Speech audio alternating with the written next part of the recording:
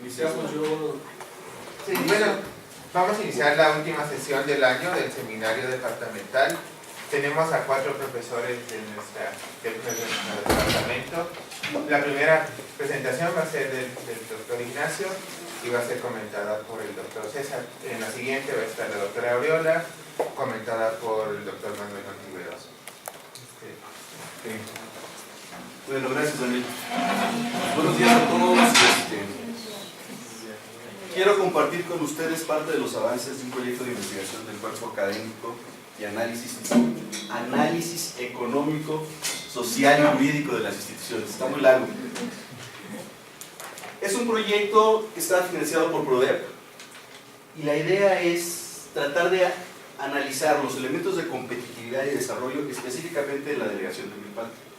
Entonces quiero presentarle el esquema general de lo que es el protocolo, porque no hemos avanzado mucho, tenemos por ahí algunos problemas técnicos. Como planteamiento del problema, bueno, en realidad, ¿por qué elegimos la delegación de Milpalta? Porque es una de las delegaciones con mayores niveles de pobreza, con los mayores niveles o índices de marginación. Tiene problemas en la parte educativa y además hay un alto peso en la parte del sector agrícola en términos de las actividades que realiza la población de esta delegación.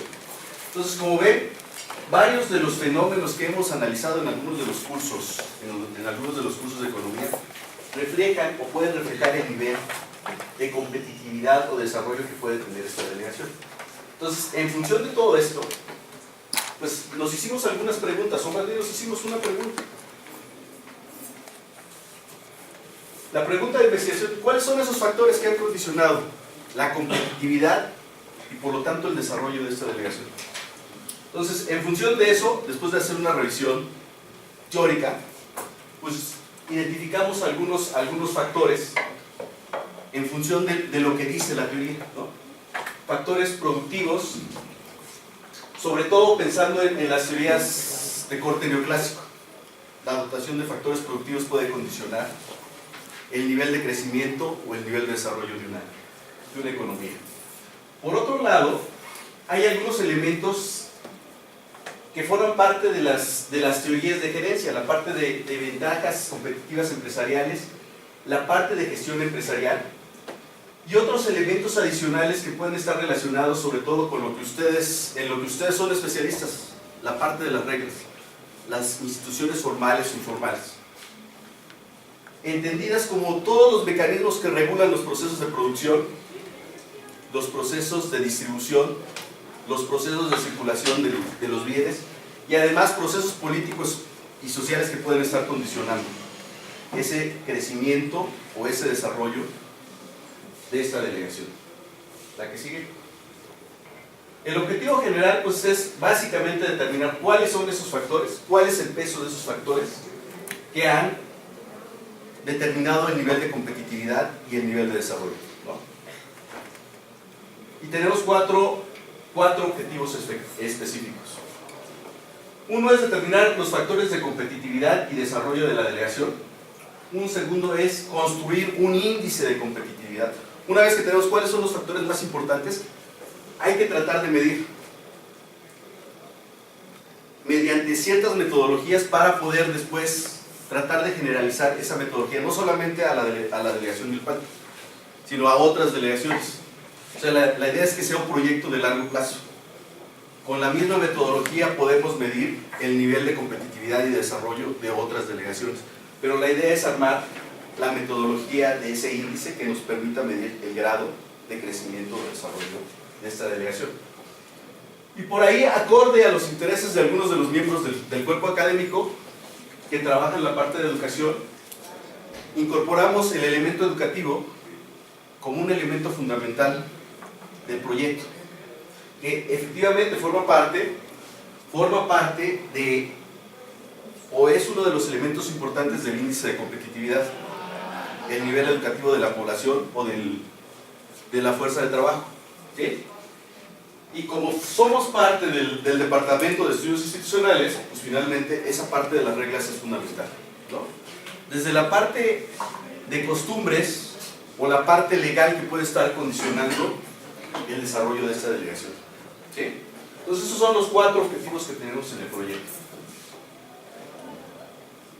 En la parte de la construcción de todo este proyecto hay una revisión teórica y hay 3 conceptos fundamentales respaldados por una serie de teorías.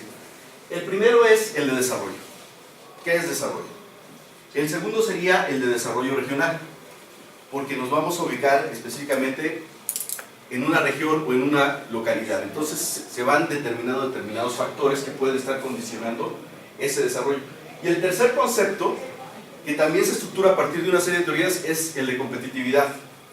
La misma construcción del índice sistémico de competitividad no se estructura de manera aleatoria o por azar, sino hay estructuras y metodologías específicas para poder conformar ese índice. Entonces todavía no le cambies. Entonces la primera definición importante es la de desarrollo. Muchos de ustedes ya conocen esa definición de desarrollo, que es el crecimiento sostenido en el largo plazo, que puede crear riqueza para promover el bienestar económico y social de los habitantes de un país, de una región o una localidad. Lo estoy tratando de bajar a la parte de la delegación, ¿no? Por eso la parte de región o localidad. Y por ahí algunos autores dicen que, bueno, este crecimiento de largo plazo está relacionado ¿con qué? Con la productividad creciente de los factores productivos. O sea, es uno de los elementos importantes. Todo esto estaría basado en la parte de las teorías neoclásicas. Y bueno, ahí les pongo de manera general las 2 teorías en las que nos hemos estado basando en la parte de la estructura de los elementos de desarrollo. Una es la teoría neoclásica, como ustedes saben, va a depender de qué. El crecimiento, el desarrollo de un país va a depender fundamentalmente de los factores productivos, de la forma en cómo se combinan o de la forma en cómo se organizan esos factores productivos, ¿no? Y ahí puede haber un sinnúmero de corrientes de la visión neoclásica, ¿no? Los modelos de crecimiento endógeno, los modelos de crecimiento exógeno, etc. Y si hay una revisión de todo eso. La otra teoría importante es la teoría del neoinstitucionalismo económico. Y básicamente nos apoyamos en 3 autores. En North, por la parte de reglas formales y informales, y los elementos de costo de transacción que pueden estar afectando los procesos de costos de las empresas y por tanto el desempeño de las empresas.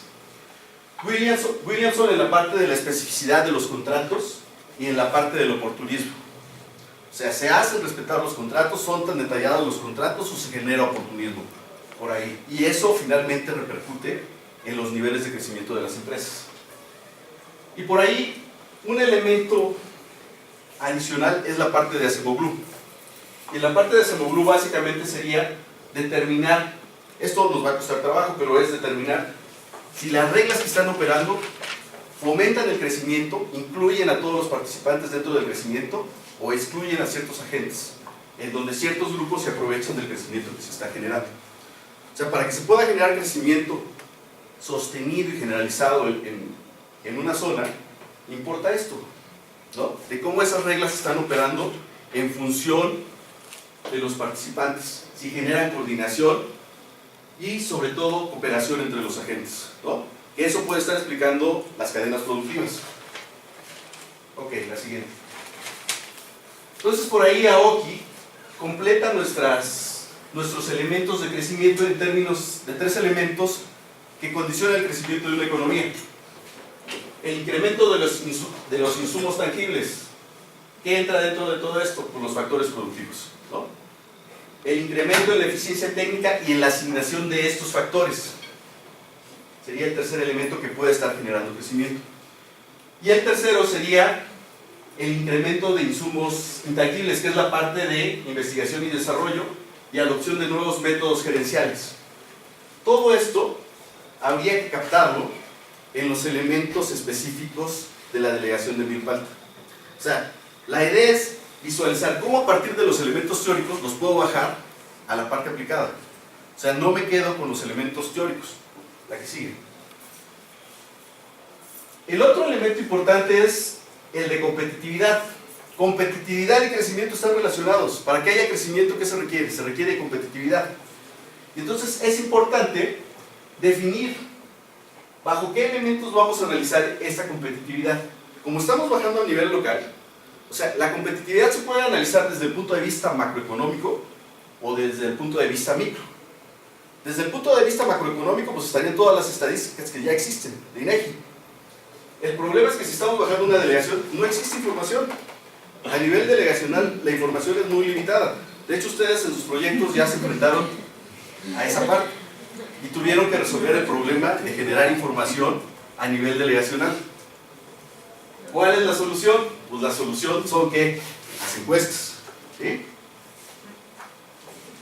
Entonces por ahí me voy a aproximar a la parte de la definición de competitividad, porque es el elemento, uno de los elementos más importantes que estamos intentando medir en el proyecto. Entonces, inicio con una definición macroeconómica, ¿no? Como el grado que tiene un país bajo condiciones de mercado libre y justo que pueda superar los mercados internacionales, es decir, que ese país pueda ser competitivo a nivel internacional. Pero se dan cuenta, es muy macro. O sea, no me sirve para la parte del proyecto, pero voy acercándome, gradualmente me voy acercando a través de mis conceptos a la parte que yo quiero medir. Luego, otra podría ser la capacidad de producir de manera consistente y rentable bienes y servicios. Ya lo estoy aproximando a las unidades que quiero medir, las empresas. ¿Se dan cuenta? O sea, la capacidad que tienen, y aquí lo podría transcribir hasta una región, ¿no? La capacidad que tiene una región de producir de manera consistente y rentable bienes y servicios que cumplan los requerimientos del mercado. ¿En términos de qué?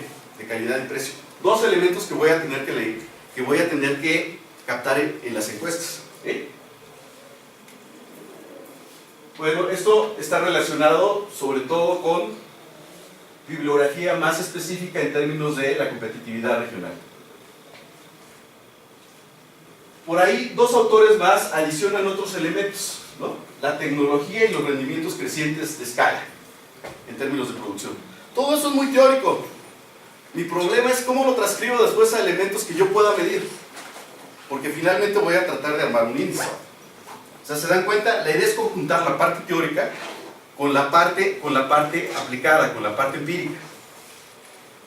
Y luego Krugman por ahí dice, los salarios, el trabajo, podría ser hasta el tipo de trabajo o el nivel de calificación del trabajo y los salarios relativos, que le pueden dar cierta competitividad a la delegación. ¿Para qué? Para que pueda posicionar sus productos en los mercados locales, en los mercados nacionales o en los mercados internacionales. Lo que destacan ambos autores es la parte de productividad. Y productividad es un indicador de eficiencia. Entonces es una de las variables que tiene que aparecer en el cuestionario. Medir la productividad o la eficiencia que tienen las empresas a nivel local. Y después, obviamente ustedes también ya saben que existe una serie de indicadores para medir la parte de competitividad. Podría ser el costo medio, costo unitario o la parte de los precios. Luego, otros autores por ahí mencionan que también la innovación, la inversión, el trabajo calificado que ya habíamos mencionado, las habilidades empresariales. Habilidades empresariales todavía nos queda demasiado general.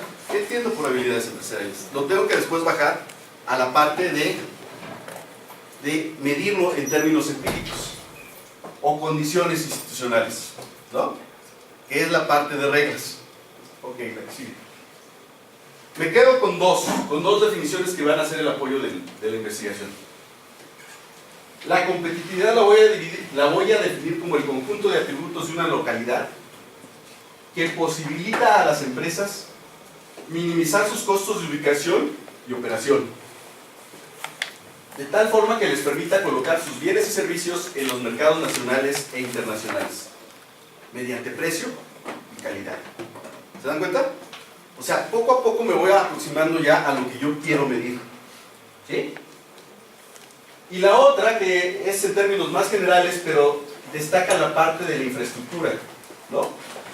La eficiencia de la estructura productiva nacional, regional y local, las tendencias a largo plazo en las tasas de estructura de inversión, o sea, hacia dónde se está dirigiendo la inversión, y sobre todo la infraestructura técnica y otros factores o externalidades que pueden estar afectando el desempeño de la empresa. ¿Sí? Ok. En realidad lo que intentamos es armar un índice de competitividad que esté relacionando variables del índice con las variables del desarrollo regional. Está complicado el asunto, porque desarrollo implica todavía más que solo analizar la empresa. Implica analizar cómo está la situación de la población. ¿Sí? Sin embargo, este índice sistémico de competitividad, fíjense, hace un rastreo desde diferentes niveles. Desde el empresario, la empresa, el sector a nivel regional, o más bien el sector regional, las políticas nacionales, los valores sociales y elementos internacionales. Y cada uno tiene diferentes componentes, desde las características específicas del empresario, que puede ser su propensión o aversión al riesgo, su nivel de estudios o sus habilidades empresariales que tenemos que medir.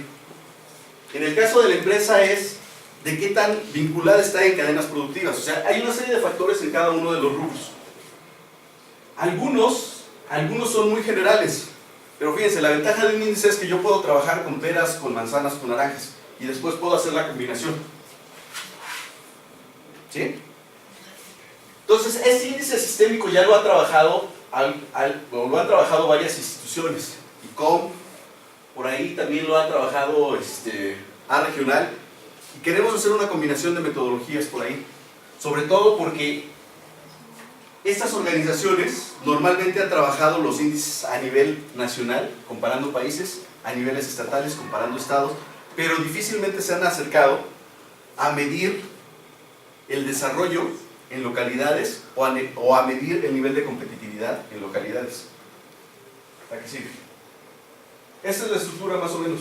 Los niveles son empresario, empresas, sector regional, nacional, valores sociales, internacionales, factores, y aquí se miden esos factores que son los componentes de cada uno. Y después son los indicadores que se van a transcribir en preguntas en la parte del cuestionario. A ver, ahí puedes poner parte del cuestionario, Gilberto. Nada más vota escape. Y no lo dejé abierto, a ver.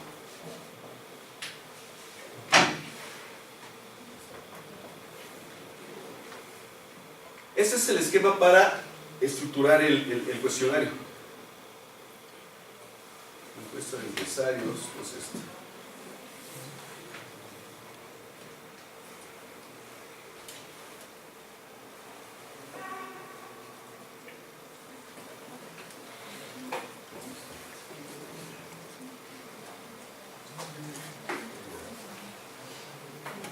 A ver, miren. A ver si me cambiamos.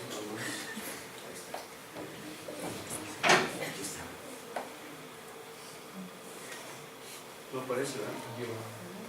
Nos lleva a la presentación. Bueno, les quería mostrar un cuadrito. Les quería mostrar un cuadrito donde tengo las variables que quiero medir. Todas las variables que quiero medir. Y esas variables las transcribo a indicadores. Y después esos indicadores se van a transcribir en preguntas. De hecho, cuando ustedes aplicaron su encuesta, era lo que deberían haber hecho. O sea, determinar qué variables eran las que querían captar. Y en función de eso, realizar las preguntas. O sea, eso es básico, hacer un cuadro. ¿Cuáles son mis variables? Una vez que tengo las variables, finalmente, ¿cómo las quiero medir? ¿Cómo las quiero en términos de los resultados que espero por la técnica econométrica o por los indicadores? Y después transcribirlas a preguntas. Y de tal forma que esa pregunta me reporte el valor que yo espero. La metodología pues es una investigación cuantitativa en la que se aplicarán encuestas, como les comentaba. O sea, no solamente hay que analizar a las empresas, es la parte quizá más importante. De hecho, por ejemplo, hay 135 empresas registradas en toda la delegación. O sea, la ventaja de haber elegido Milpalta era por el tamaño de población, por el número de empresas. O sea, si podemos desarrollar la metodología en esa delegación pequeña, la podemos aplicar después en cualquiera de las delegaciones.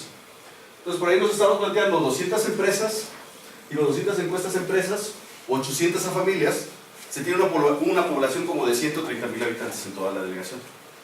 Y por ahí 50 encuestas al gobierno local y posiblemente también al gobierno de la Ciudad de México.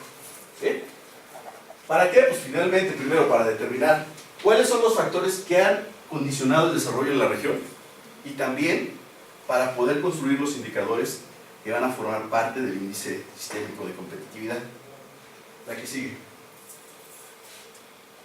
Tenemos 3 etapas. Estamos en la primera etapa, en la parte de toda la revisión teórica, todas las teorías que nos sirven para poder estructurar en términos teóricos el proyecto y además poder construir la encuesta. O sea, una encuesta no se construye simplemente por el hecho de que se me ocurren las preguntas. O sea, tiene todo un respaldo teórico. ¿Sí? Entonces, estamos en esta fase, estamos en la construcción de la encuesta. Y ya nos llevó buen rato, nos ha llevado casi un mes y no hemos podido terminar la encuesta. No nos convence. De hecho, van a ser 3 encuestas. Una que se va a aplicar a jefes de familia, otra que se va a aplicar a empresarios y otra que se va a aplicar al gobierno federal.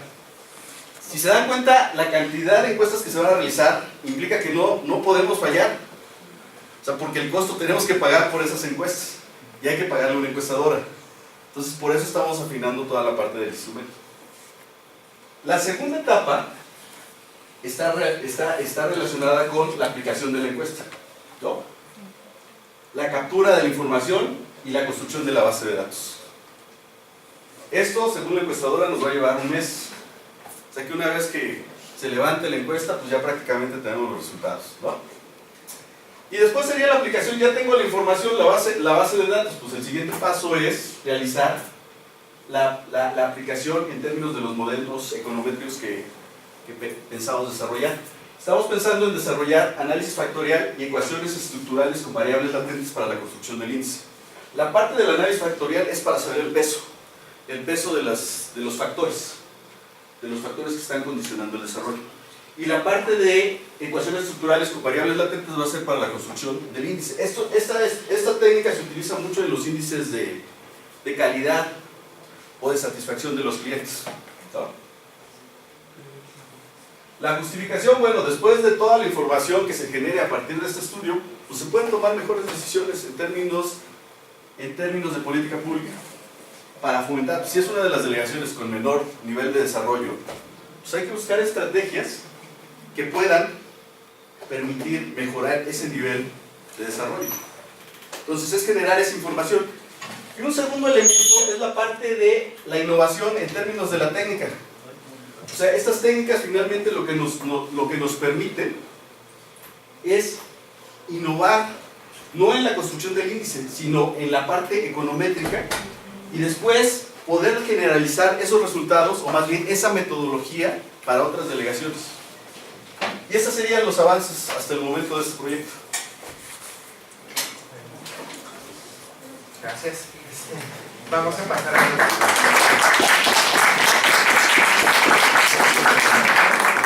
comentarios del doctor César Vargas. Paso para acá, ¿no? Bueno, pues antes que nada, buenos días a todos y a los colegas y a los alumnos. Doctor, me da mucho gusto que estén aquí, los alumnos. Vengan a los seminarios. Algo se les pegará, ¿no? Algo que se les pegará de alguna manera ¿no? Para que vean qué hacemos también aparte de la clase y de alguna manera si hay vínculos, ¿no? Con la investigación y la docencia. Pues miren, yo, bueno, agradezco al doctor Ignacio que me haya invitado a comentarlo. Pero es un tema muy interesante porque ustedes se dan cuenta, hay muchas desigualdades de desarrollo en este país, ¿no? y en todo el mundo, ¿no? No solamente es en México, sino también pues, prácticamente en todo el mundo. Por ejemplo, en Italia, por ejemplo, hay una desigualdad muy fuerte entre el norte y el sur, ¿no? Desarrollo económico. Y en España, ¿no? y casi en muchos países, aquí en México, pues igual. Pero lo interesante, como dice el doctor Ignacio, es ver qué pasa a nivel municipal, ¿no? O a nivel delegación, que es finalmente el municipio, que creo que se han hecho pocos estudios. Y además, también lo novedoso de esto es que se están utilizando o se trata de buscar variables que no necesariamente son las convencionales. Ustedes cuando estudian microeconomía, bueno, básicamente el desarrollo económico se ve tratado mucho para buscar factores de crecimiento económico, y era capital y trabajo, ¿no? Y no sé si a ustedes les di por ahí, algo como se me gusta también colegas, pero bueno, cuando vimos desarrollo económico, algunos de ustedes o instituciones, vimos que la empresa no es una caja negra, ¿no? Que solamente metes ahí el capital y el trabajo y ya te sale un producto. Hay relaciones más complicadas dentro de una empresa, ¿no? Y precisamente lo que me interesa de la investigación del doctor Ignacio es que trata de vincular precisamente esas relaciones que se dan dentro de la empresa, cómo se están organizando, cómo se transmite el conocimiento, ¿no?, dentro de la empresa, cómo se da la innovación, ¿no?, y las dificultades que tienen las empresas precisamente para salir adelante, para innovar, y las relaciones que tienen con los gobiernos, ¿no? Y eso, pues, la diferencia entre otros estudios y es que incorpora variables institucionales, no solamente variables puramente convencionales como capital y trabajo, sino también qué está pasando dentro de las empresas, qué está pasando en la organización de los gobiernos locales para fomentar precisamente un ambiente de crecimiento y desarrollo. Entonces, este índice de competitividad sistémico trata de vincular precisamente estas variables, tanto tradicionales, por decir algo, capital, trabajo, nivel de educación, con cómo se dan al interior de las empresas y dentro de los gobiernos locales las relaciones para fomentar una mejor productividad, como decía el doctor Ignacio. Entonces me parece que en ese sentido es muy interesante la investigación, ¿no? No es fácil porque obviamente estas variables no existen tan fácilmente, no son fácilmente de medir, ¿no? Precisamente las encuestas nos pueden ayudar en ese sentido. Como bien lo dijo, las encuestas pues cuestan dinero, hay que trabajar bien en las encuestas para evitar sesgos. Muchas veces cuando se trabajan en encuestas caemos en sesgos, ¿no? Porque ustedes a lo mejor pueden de alguna manera conducir la respuesta según cómo hagan la pregunta. Entonces hay que también trabajar al hacer encuestas, es muy complicado, no es tan fácil. Hay técnicas precisamente que tratan de evaluar los impactos que se dan a través de encuestas que sean neutrales aparentemente y que no haya sesgos. Entonces creo que lo interesante precisamente de la investigación es que trata de vincular varios elementos ahí, como encuestas, análisis econométricos, cuestiones cualitativas y cuantitativas, y eso finalmente en un índice de competitividad que de alguna manera nos va a indicar pues, los niveles de desarrollo de la delegación. Al final, ¿todo esto para qué es? Pues para mejorar el bienestar de una sociedad, ¿no? Identificar cuellos de botella que pueda haber para que el desarrollo no fluya como debe de fluir, para ver qué empresas o por qué las empresas tienen dificultades para desempeñarse mejor que en otros lugares, ¿no? Y buscar quizá nichos donde que se podrían desarrollar para mejorar la calidad de vida de la población. O sea, finalmente lo que buscamos es eso, ¿no? A mí se me ocurre que, bueno, eso ustedes lo saben, Milpalta es el principal productor de nopal en la Ciudad de México, pero uno de los principales a nivel nacional, no sé qué porcentaje, pero el nopal es muy importante, pero también puede ser interesante a lo mejor el turismo rural, ¿no? O el turismo gastronómico también, en la delegación, que está relativamente cerca y podemos ir a comer comida tradicional ahí en Milpalta. Yo creo que habría que identificar precisamente esos nichos de oportunidad, pero obviamente a través de algo ordenado. Me parece que este índice, ¿no?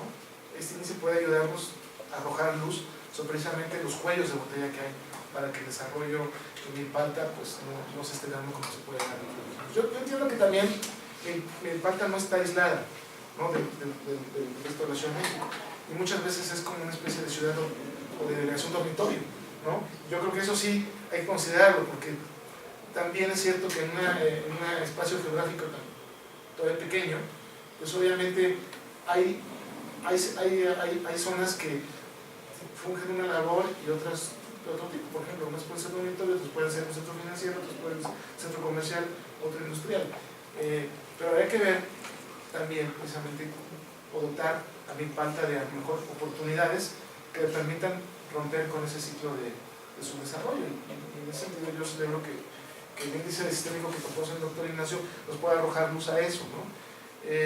Igual la idea de vincular variables, ¿no?, como digo, tradicionales con las no tradicionales. En ese sentido se ha hecho poco en México, se empieza a hacer, pero seguramente ahí cuando se va a encuestar a la población y a los empresarios, a los gobiernos locales, se va a tratar de capturar información que de repente no existen, ¿no? Como ustedes parece que están haciendo un trabajo similar, que no existen las estadísticas oficiales, como por ejemplo a lo mejor la idiosincrasia con respecto a una cultura empresarial que pueda haber dentro de las familias y dentro de los gobiernos locales, ¿no? O la forma en que se están organizando los pequeños empresarios en Milpalta a la hora de cruzar a lo mejor el nopal. Se me ocurre que yo sí he visto por ahí alguna que otra empresa profesora de nopal en Milpalta. Entonces, creo que estas encuestas pues, pueden ayudar mucho a capturar estas variables, ¿no? Que no es fácil de encontrar en estadísticas, ¿no? Estas variables que precisamente nos permiten ver cómo se da la relación dentro de las empresas, entre las empresas y las familias, entre las empresas y los gobiernos locales, ¿no? Porque finalmente están interrelacionados los tres, ¿no? Los tres agentes, o sea, empresas, familia y gobierno local, ¿no? Y creo que eso también es una ventaja de esta encuesta, que se van a encuestar a tres diferentes actores, ¿no? Y al final tratar de armar un rompecabezas precisamente para identificar cuáles son los cuellos de botella que impiden un apropiado desarrollo de la relación. Entonces yo creo que, digo, no me gustaría extenderme más porque también es un trabajo que se está comenzando, pero sí se está abordando desde un enfoque más heterodoxo, ¿no? Ustedes saben que hoy en día también se preguntan mucho por qué este país no crece o por qué no se desarrolla lo suficiente, y a veces solamente se buscan variables pues muy tradicionales, como son capital, el trabajo. Sí, pero ¿qué está detrás de ese trabajo? ¿No? La educación, ¿no? Pero ¿qué impide que esa educación no sea equitativa, por ejemplo, ¿no? O ¿qué impide que ese capital no tenga la suficiente capacidad para invertir en ciertos sectores? Entonces, creo que lo interesante es no solamente estas variables tradicionales, sino también las variables que están detrás de esas variables tradicionales, ¿no? Y eso es creo que lo valioso también de este índice de competitividad. Y como dice el doctor Ignacio, si eso se puede replicar a una delegación, se puede replicar a nivel nacional, aunque no va a ser fácil, porque obviamente las encuestas cuestan, ¿no? Y entonces, si esta encuesta para Milpalta costará cierta cantidad de dinero, pues imagínense a nivel nacional, pero se puede hacer, ¿no? Ya con financiamiento de alguna institución. Pero creo que sí es novedoso, precisamente por las variables que se pueden involucrar. No sé, yo lo dejaría ahí, pues me hace muy interesante. Y bueno, yo también se supone que soy parte de este proyecto de investigación, ¿no? Estamos aquí prácticamente todos, en este cuerpo, la doctora Gorín también está en este cuerpo académico, porque precisamente la idea es vincular no solamente áreas económicas, sino sociales, ¿no? E incluso políticas, que son las que finalmente inciden sobre el desarrollo de una región, de un país, ¿no? E incluso dentro de las empresas, que están vinculadas. ¿Se acuerdan cuando, quizá no se fue este grupo, pero tratamos de vincular la parte micro y la parte macro desde un enfoque institucionalista, ¿no?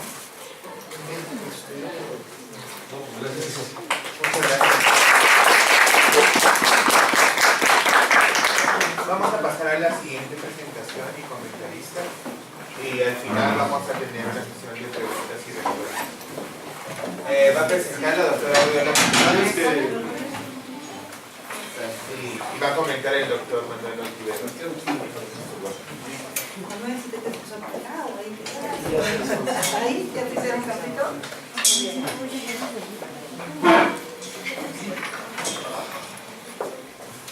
Bien, buenos días chicos, me da mucho gusto que estén aquí, que haya público.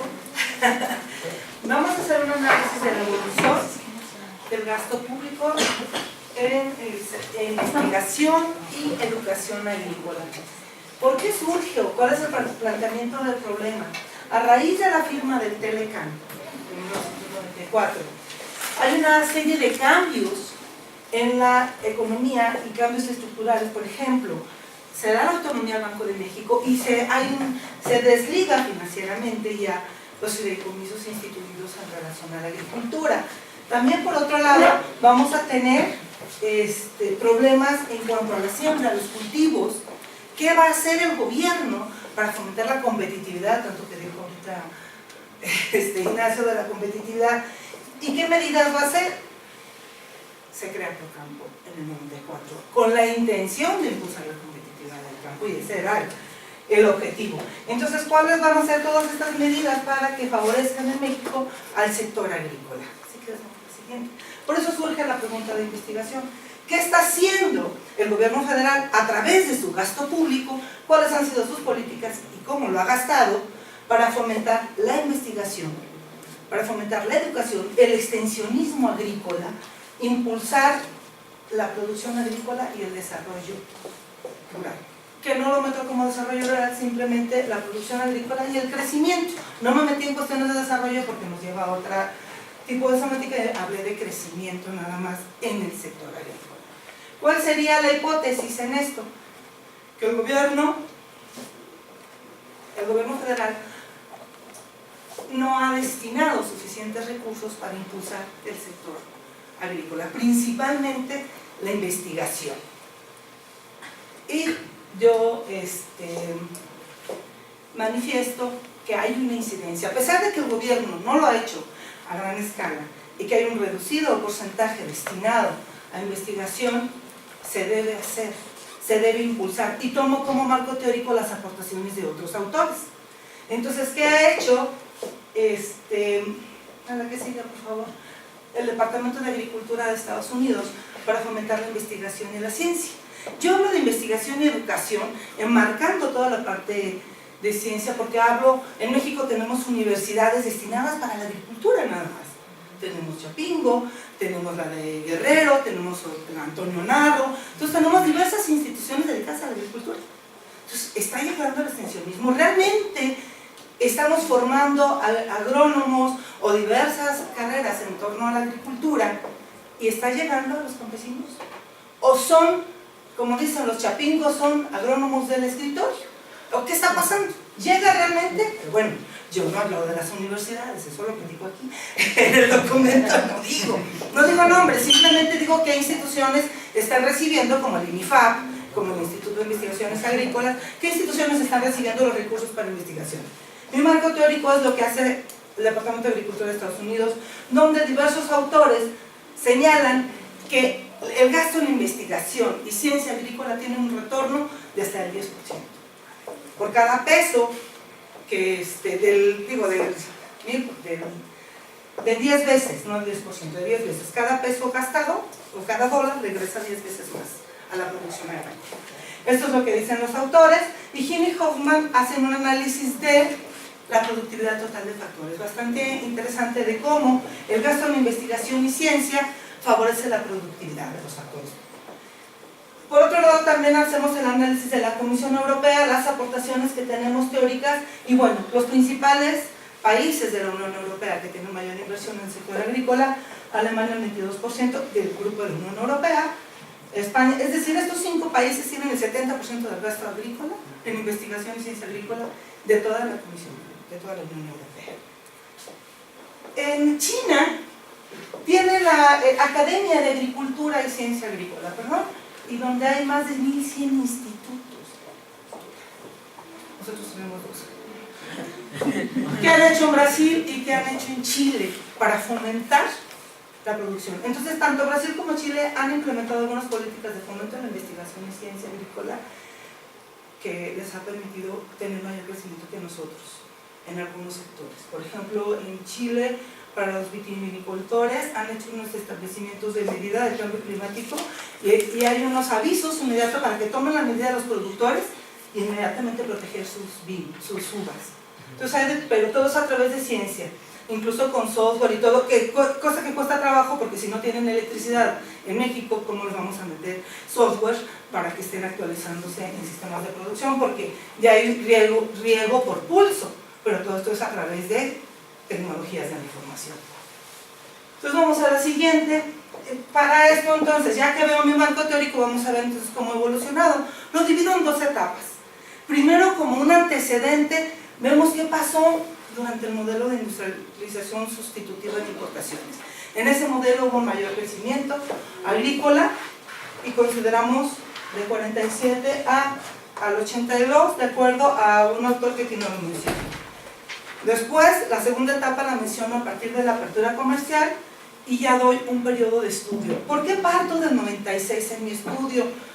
El Telecán se firmó en el 94, pero en el 95 hubo una crisis donde todo cayó. Entonces eso me disparaba mis indicadores. Entonces mejor quito el 95 y parto mi estudio a partir del 96. Por eso es que empiezo mi estudio a partir del 96, porque no había continuidad en los estudios. Vamos a la siguiente. Bien, ¿qué encontramos en el modelo de industrialización sustitutiva de importaciones? Hubo un mayor crecimiento en la economía mexicana del 40 al 60, se fomentó la investigación, surge el Instituto Nacional de Investigaciones Agrícolas, o el Sistema Nacional de Investigación Agrícola. Hay un libro muy bueno, el fomento de toda la investigación agrícola, que es el de Cynthia Hewitt, que es toda la modernización agrícola que se da. Y Nacho, bueno, debe saber muy bien de todo esto, ¿no? Se crea el Instituto de Investigaciones en el 47 y se apuesta a la investigación. Se crea cuestiones para el maíz, vamos a tener el mejoramiento genético en la producción del maíz y tenemos una producción excelente y exportaciones. Pero ¿qué pasaba en esta época? También estábamos en un periodo relativamente de guerra. Entonces había muchísima demanda externa. Había que apostarle porque estaba segura la demanda externa. Entonces se vende muchísimo, teníamos la demanda. ¿Qué pasa a partir de los 50? Pues empiezan a recuperar las economías, es el periodo de posguerra, y se da una contracción en la demanda. Empieza a reducirse la demanda externa y por otro lado tenemos una política de fomento industrial en donde se sacrifica al sector agrícola para impulsar el sector industrial, transfiriendo mano de obra del sector agrícola al industrial, transfiriendo insumos económicos, insumos baratos del sector agrícola al sector industrial. Entonces se fomentaba también, pero salían muy baratos los productos agrícolas para el sector industrial, el maíz, en fin. En los 60 empieza a disminuir la oferta de granos básicos. Ya no es rentable el grano, se da una reconversión productiva y ya no tenemos suficientes maíz y trigo y empezamos en los 70 a importar ese producto y desde entonces somos importadores de maíz. Bien, en los 70, apenas en los 70 se crea CONACYT. Esta es la parte de la ciencia, que es lo que se estaba haciendo también. En el 78, como ya empieza a haber una crisis del sistema agrícola, donde ya de tener las tendencias más altas en los 60 de crecimiento, en el 65 se da un punto de inflexión y el crecimiento agrícola empieza a disminuir, empiezan a haber tasas negativas en los 70 de crecimiento. Entonces se crea el sistema alimentario mexicano en el 78 para favorecer el sector. Empezó a funcionar, pero en el 82 tuvimos la crisis y entonces fue una recuperación muy breve, no permitió toda la recuperación. En el 82 entonces ya tenemos la crisis y se da entonces toda una política de cambios donde empiezan las recomendaciones de apertura comercial, el consenso Washington, se da antes el Tratado Libre, el GATT, el Acuerdo de Aranceles, se firma el GATT, que por aquí lo debo de tener, en el 86, y en el 85 se crea ya la ley para desarrollar la tecnología, ¿no? La ley de desarrollo científico y tecnológico. Voy comparando a la par porque el interés es que se ha hecho para fomentar la ciencia en este sector. Bien. Las anteriores solamente hablamos de apenas se empieza a fomentar la ciencia y la investigación, no en el sector. Sin embargo, por otro lado, todo el apoyo que se dio y la creación del Instituto de Investigaciones Agrícolas fueron en gran parte apoyadas por asociaciones externas. También el gobierno apoyó, pero también hubo grupos de investigación que fomentaron y venían de Estados Unidos. ¿Por qué? Porque les interesaba que nosotros estuviéramos mandando también nuestros productos, porque Estados Unidos estaba en una producción bélica. Todos estos cambios del 92 reforman el artículo 27 constitucional, donde se permite el traslado de dominio del ejido. Entonces este es uno de los puntos muy importantes. 94 el Telecán, la autonomía del Banco de México, donde se desliga el vínculo financiero con FIRA, y en el 95 crisis económica. Y entonces ya empezamos a analizar nuestro periodo de estudio, que es a partir del 96, y vamos a tomar primero qué hizo Carlos Salinas de Gortari para entender las siguientes políticas. Para entrar a la modernización del campo que él propuso ese programa, su mayor logro fue crear Acerca y crear Procampo en el seno de Acerca. Entonces, crea Acerca, es para servicios de comercialización agrícola, la agencia de servicios y programa de apoyo al campo. Y desaparece el extensionismo público, contrario a lo que yo les decía. Él dice, no, ya no vamos a gastar en extensionismo público, porque lo que se quería era disminuir el gasto. Porque también entre las políticas y recomendaciones del consenso Washington es reducción del gasto público. Entonces, bueno, pues vamos a reducir el gasto en extensionismo, nada más. Entonces, el mayor peso del gasto se fue a Procampo. Y Procampo fue un apoyo, pensando en la competitividad, fue un apoyo al ingreso agropecuario. Y el que más tenía, más recibía, porque era un apoyo por hectárea. Y sigue vigente. Entonces, el mayor destino fue el Procampo.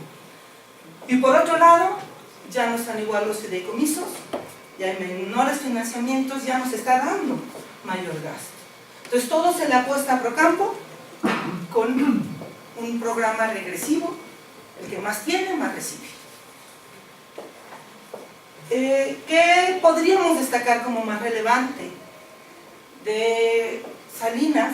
Fue la reforma al artículo 3º, donde reconoce la responsabilidad del Estado para fomentar la investigación, la ciencia y la educación, el fomento de la educación. Entonces, eso fue lo más relevante que podríamos decir con él para fomentar la agricultura, porque Procampo, no, ya hay muchísimos estudios donde se ha comprobado que, sin embargo, sigue vigente, que Procampo no favoreció la producción agrícola. Vamos a ver. Tenemos a Zedillo. Zedillo hace estrategias. Él quiere superar las regiones geográficas donde existe mayor marginación y la apuesta al sector agrícola. Quiere cambiar la política pública para ampliar la base científica. Después vamos a ver qué hicieron. Esto es lo que dijeron en sus planes de desarrollo. Tal cual, ¿qué dijeron en sus planes de desarrollo? Lo estamos poniendo. No quiere decir que lo hayan hecho. Se crean los programas, pero realmente cómo se comportó. Eso es lo que hago, un contraste de lo que están diciendo, qué planean, pero cuánto gastan. Realmente cómo se comportó el sector. Entonces, hay un programa nacional de agropecuario, creó Alianza para el Campo, se crea Alianza para el Campo y, como les digo, continúa el fomento al ingreso de los productores. También con Salinas se crea el programa de cultura, ciencia y tecnología. Sigue viéndose la tecnología de una forma, tecnología e investigación de forma general. Vamos a la siguiente. Con Vicente Fox. Con Vicente Fox se da toda una reforma y todo un cambio estructural significativo. Sentaron las bases, crea la Ley de Desarrollo Rural y Sustentable en 2001, se crea la Ley de Ciencia y Tecnología, crea el INIFAP. O sea, institucionalmente, donde más cambios se presentan es con Fox. Institucionalmente, crea las condiciones. Tal vez no se vea mucho crecimiento, sin embargo se crearon condiciones.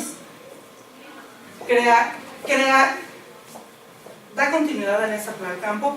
Cada presidente cambia los programas y ahora se llama Alianza Contigo, como Procampo ahora se llama Proagro, y fue cambiando sus nombres, pero a fin de cuentas son los mismos objetivos y no cambian gran cosa, ¿no? Entonces se llama Alianza Contigo, pero ¿qué pasa? Vamos a acabar con Banrural. Si nosotros vemos la cuenta pública, hay un elevado gasto público en eliminar Banrural, dar finiquito de Banrural, en aquel 48.000 millones de pesos. Y crea Finrural. Hay una transición. ¿Cuál es la diferencia entre Banrural y Finrural? Que Finrural son financiera rural, pero aquí se va a crear intermediarios financieros y permite esta creación de intermediarios financieros no bancarios, tratando de llegar a las regiones. ¿Qué pasaba con los bancos? Si nosotros hacemos, que en algún momento lo hice, no viene en el documento, vemos cuántos bancos hay en el país, es reducido el número cuando nos vamos a los municipios. Aquí sí, caminamos tantito y vamos a un banco. Vamos a las localidades. El 98% de nuestras localidades son rurales y su principal actividad es primaria, pero para acceder a un banco, no todos los municipios tienen un banco. Entonces, las localidades primero, ojalá pudieran ir a su cabecera municipal, no. Veracruz tiene 212 municipios y hay menos de 90 bancos en todo el estado. Entonces, ¿qué hacen esas poblaciones para acceder al crédito? Entonces, esa fue la idea de crear FinRural y eso es lo que justificó el por qué se creó. Sin embargo, las tasas de intereses y esos intermediarios financieros, hubo algunos problemas con ellos. Entonces, bueno, ya cambió, ahora se llama diferente FinRural y cada gobierno lo va cambiando. Ahorita existen muchísimas políticas de fomento, pero realmente financiero. Pero realmente ahorita en este trabajo no estoy mostrando cuál es la evolución del financiamiento. Políticas públicas para el sector rural, que encontraron diversos estudios.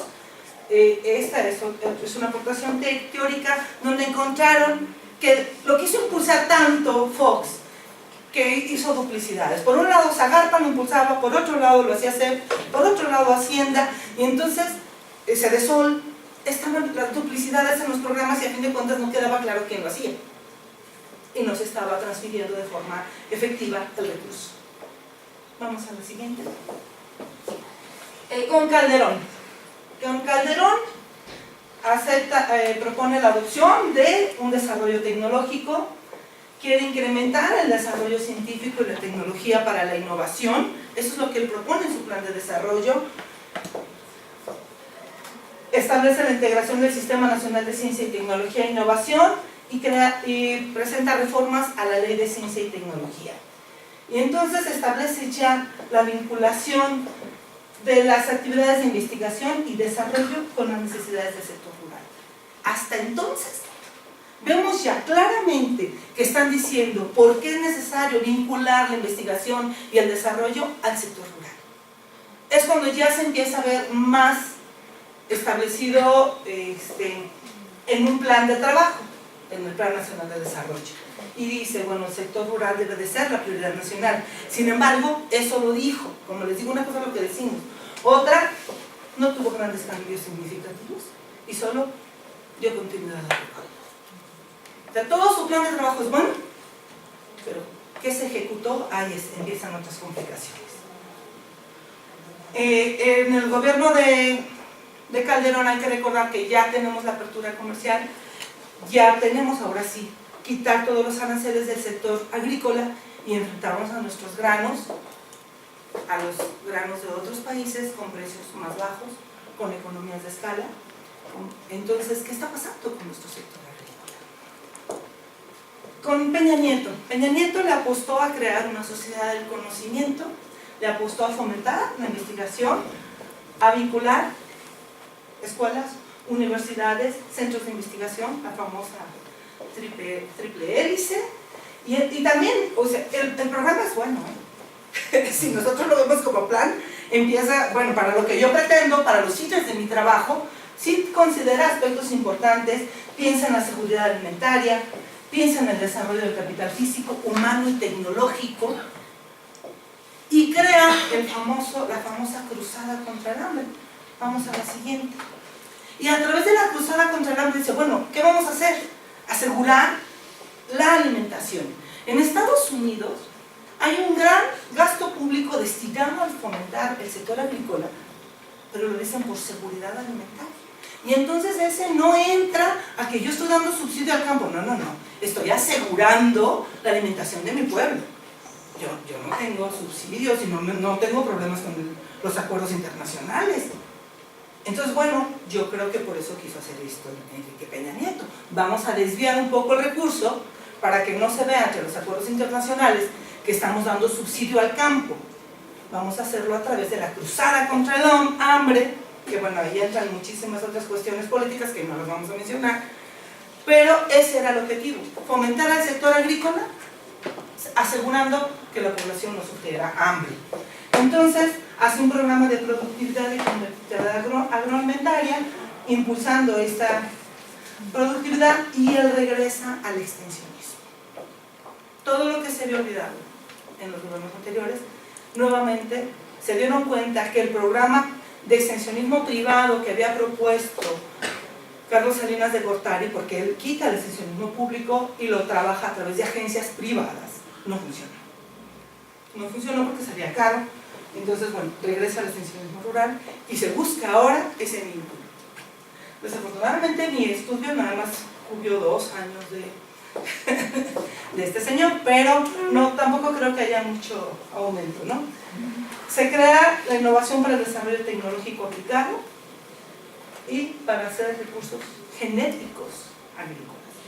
Por eso les digo, como programa, lo vemos bien, se da una estrategia de inclusión en el que se incluyan a la población rural para este crecimiento, considerando a los pequeños productores, porque todas las demás políticas siempre favorecieron al gran productor. Entonces ahora lo que trata él es de irse a los pequeños productores y es una integración de Cruzada contra la Hambre de Cedesol y Zagarpa. Veamos ahora, ya estas fueron las políticas, vamos a ver cómo se comportaron. La siguiente, por favor. Ahí todavía tengo lo de Procampos, pero bueno, esto es todavía, Procampo cambió a Proagro, se buscaba la sustentabilidad, favorecer el equipamiento, reconversión productiva, en fin, que es un campo que platicábamos. Este es muy importante. A pesar de todas esas políticas, a partir del 2016 el gobierno dijo pues hay menos dinero y vamos a reducir el presupuesto, basado en el presupuesto base cero, y entonces el sector agrícola tuvo menos recursos, se redujo 22% el número de programas de la estructura programática. Y por otro lado, el programa especial concurrente es el PEC, se redujo 3% fomento a la agricultura, ganadería, que se establecía en el programa especial concurrente. El programa especial concurrente se crea desde Fox. Y disminuyeron los recursos en IFAP, ¿sí?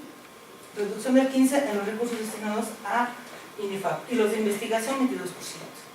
Entonces, a pesar de todo lo que dijo, vean lo que está pasando. Por eso les digo, una cosa es lo que dice el plan, qué bonito, vamos a ver qué hicieron. Entonces vamos a ver la que sigue, por favor. Aquí está el gasto público. El índice de orientación agrícola es creado por la FAO y este índice, si es mayor que 1, estamos bien, porque es el índice de representación agrícola. ¿Cuánto se le destina al gasto agrícola respecto al total y respecto al PIB? La participación del PIB agrícola respecto al total, es decir, la representación del gasto agrícola respecto al total, que no puse aquí la fórmula, en relación al PIB agrícola respecto al total. Entonces, en los primeros años, fíjense, hasta el año 2000, habíamos tenido un crecimiento. Luego empezó a caer, pero todavía éramos superiores al 1. Teníamos una representatividad del gasto agrícola significativa. Se le estaban dando más recursos al sector agrícola que a otros. Pero a partir de 2000, y que veíamos que fue todo un cambio estructural con Fox, veamos la contradicción, ya estamos por debajo del 1. Solo 2 años estamos arriba del 1. En 2006 y 2010. 2005, perdón, y 2011. Solo 2 años, pero estamos en el 1. No estamos superando, o sea, apenas llegamos al equilibrio en esos 2 años. Pero todos los demás, y ahorita, todo lo que dijo Fox, pues Peña Nieto, estamos por debajo. Miren, fue el plan que está muy bien, no, pues vean cómo estamos. ¿Por qué? Porque está por otro lado diciendo que hay que reducir el gasto. Pero redujo el gasto, pero el que menos le dio en cuanto a la orientación agrícola es el sector. O sea, disminuyó respecto a los otros sectores. Veamos entonces ahora la siguiente, por favor. Si nosotros lo vemos por periodo, por presidente, así, de plano, ¿quién dio más? Salinas. No, ustedes no Salinas, este es Cedillo. Con Cedillo se dio más. El porcentaje, medio punto porcentual. Medio punto porcentual que del gasto público en inversión y educación agrícola del sector primario respecto al gasto total. Medio punto porcentual.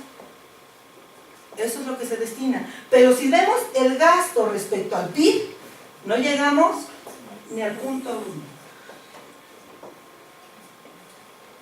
O sea, el gasto que se destina en fomentar la investigación en educación agrícola, dice la OCDE, debe de ser del 1%. ¿Tenemos? Menos del punto. ¿Ven? Veamos, y este fue el mayor. Ya no veamos qué está pasando con el.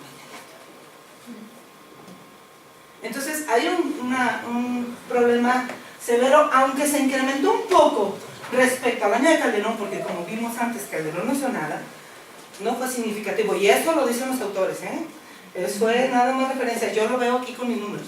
A partir de aquí, eso es lo que yo ya veo. Lo otro fue todo lo que dijeron los autores y lo que recopilé a través de planes y lo que otros estudios han demostrado. Entonces, eso es lo que yo encuentro, una tendencia descendente, ligera recuperación, pero no es suficiente para el sector. Vamos con la siguiente, por favor. Sin embargo, si nosotros vemos el valor real de la producción agrícola, es ascendente. Aquí decimos, ¿qué pasa? Porque recuerdan que a quiénes se ha fomentado al gran productor.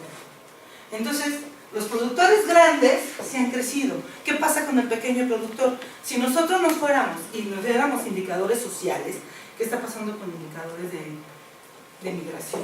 ¿Qué está pasando con otros sectores? Incluso el Colegio de México hizo una encuesta que se llama la ENRUM, que es la encuesta nacional de hogares rurales de México, donde encuentran que ya no es el sector agrícola la actividad principal de ellos. Son artesanías, son otro tipo de actividad, porque ya el agrícola no les deja. Entonces, ¿quiénes están haciendo este crecimiento? Con excepción de estas caídas, que curiosamente son los periodos de recesión de Estados Unidos, tenemos una tendencia a la alza. Porque hay productos que siguen teniendo su demanda externa y en los que nosotros somos competitivos. ¿Como cuáles serían? El aguacate, el tomate. Pero si nos vamos a los granos básicos, estamos para los suelos. Este es el valor total, agregado. Cuando ya uno empieza a ver producto por producto, no siempre es esta gráfica. Y si comparamos precios, si nosotros vemos precios, en el tomate somos de los más bajos. Entonces, claro que se vende muchísimo. El aguacate. El sur se ha dedicado mucho también ya a cuestiones de la piña. ¿Mande? Sí, el café. Entonces, son productos que también tenemos segura nuestra demanda, ¿no? O sea, tenemos la demanda ya segura, pero los granos básicos no. Tan así que el arroz y el trigo prácticamente ha caído tremendo. En Veracruz había una región productora de arroz que ya no existe. O sea, que ya no existe como productores de arroz. Estamos usando la reconversión productiva porque el arroz está tan barato el importado que no pueden competir con ese producto. Entonces, para ver la incidencia, para medir la incidencia, me basé en el modelo CLEMS de la OCDE y solamente agrego dos variables. La variable del gasto en investigación y el gasto en educación. El modelo CLEMS incluye las variables de los factores productivos, capital y trabajo. En capital está incluido la tierra, porque el modelo CLEMS considera la tierra como parte del capital, parte de la inversión. Entonces, yo de hecho, este es un trabajo que hice, sin embargo, me ha generado ciertos conflictos con la parte de los factores productivos y estoy trabajando otra parte, esto todavía no lo, ya lo corrí, ya lo tengo, pero estoy trabajando el de factores productivos donde yo incluyo cada factor de un modelo que trabaja FAO. Entonces, estoy haciendo como un contraste, pero ese es un proyecto que traigo ahorita en mano, de la OCDE comparado con lo que hace FAO. Bien, entonces considero estos con logaritmo donde estamos teniendo capital, trabajo, gasto en inversión y gasto en educación, cómo incide en la producción agrícola. Entonces, corriendo el modelo, vamos a la siguiente, por favor. Nos dio una R cuadrada significativa, acá la tengo, de 0.8. Sin embargo, el grado de confianza, porque tuve que hacer un grado de confianza del 90%, no del 95%, porque me da el 0.06 en capital, la incidencia del capital en la producción agrícola. Nosotros si dijéramos, pues el capital claro que incide en mi producción, ¿no? dependiendo de la tierra, pero bueno, a un grado de confianza del 90%, y el trabajo no me da sí me da la confianza, perdón, también me da el grado de confianza el capital, me da el trabajo, me da también el gasto en investigación. El que no me da es el gasto en educación, nada, no es significativo mi variable. Hice las pruebas de multicolonialidad, de heterocedasticidad, si había autocorrelación o no, me sale bien, me salen bien las pruebas del modelo. Que encontré nada más, que no es significativo el gasto en educación. Y como vimos, además, no había extensionismo. O sea, lo demuestra. O sea, es hasta Peña Nieto donde se vuelve a retomar el extensionismo. Y aquí se ve que no hubo incidencia. Entonces, ¿qué nos muestra finalmente? Que por cada peso gastado en educación, nosotros vamos a tener un retorno del 8%. En el trabajo, pues sí, lo gasta, o sea, la mano de obra utilizada, porque aquí son mano de obra utilizada, pues tenemos un retorno en el trabajo. Si conforme aumentes la producción del trabajo, vas a tener incremento en tu producción agrícola, y conforme incrementes el capital, el 6% se incrementará tu producción agrícola. Vamos al final. Entonces, bueno, aquí están cómo se comprobaron los supuestos de estacionalidad, autocorrelación. Se hicieron correlogramas donde se comprobó que el estadístico Q fue mayor que 0, las pruebas de multicolinealidad con el factor inflacionario de la varianza, se encontró que no hay colinealidad entre las variables, y se comprobó también con el chi cuadrado que existe una homocelasticidad de las variables. Y entonces encontramos finalmente como conclusión una transición en los apoyos al ingreso de los productores agrícolas continúa, sigue siendo el permanente, se incluye hacia los de inclusión, pero solamente hasta ahorita con Peña Nieto, ¿no? Tratando de fomentar la productividad rural. Pero bueno, transformaciones en la estructura programática del presupuesto de egresos de la Federación, una tendencia descendente en el gasto, se aprecian en el índice de orientación agrícola que vimos. Y si vamos a uno por uno del gasto, el gasto en investigación agrícola incluyó lo que se destina en IFAP, lo que se destina a WASH, lo que se destina a NARRO, lo que se destina a la Universidad de Guerrero, al Instituto de Investigaciones. Hay otro que se llama SICA, pero es como un periodo que nada más estuvo vigente, bueno, el periodo que destinaron recursos. Entonces, a cada una de las instituciones registradas en la cuenta pública para investigación son todas las que se incluyen. Vamos al final. Entonces, solo se transfirió 0.03% del PIB al fomento de investigación y educación agropecuaria, menos de medio punto porcentual del gasto total, cuando debe de ser del 1%. Entonces, bueno, es el modelo econométrico, la importancia del retorno de capital y de la investigación. El retorno en investigación fue de 8.8% durante el periodo del 96 a 2014, y en la educación no incide. Lo que probablemente dice, por un lado, aunque las escuelas sí siguen las instituciones dedicadas a la educación agrícola, probablemente no se está llegando esos proyectos, porque sí los hacen, y el INIFAP está haciendo muchísimos proyectos, pero a lo mejor o se está atendiendo a una pequeña escala, o no están llegando suficientes para impulsar el sector de una manera más significativa que se reflejara.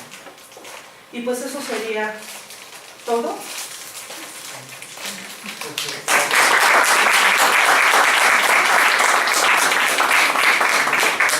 continuar con los comentarios del doctor Manuel Escudero.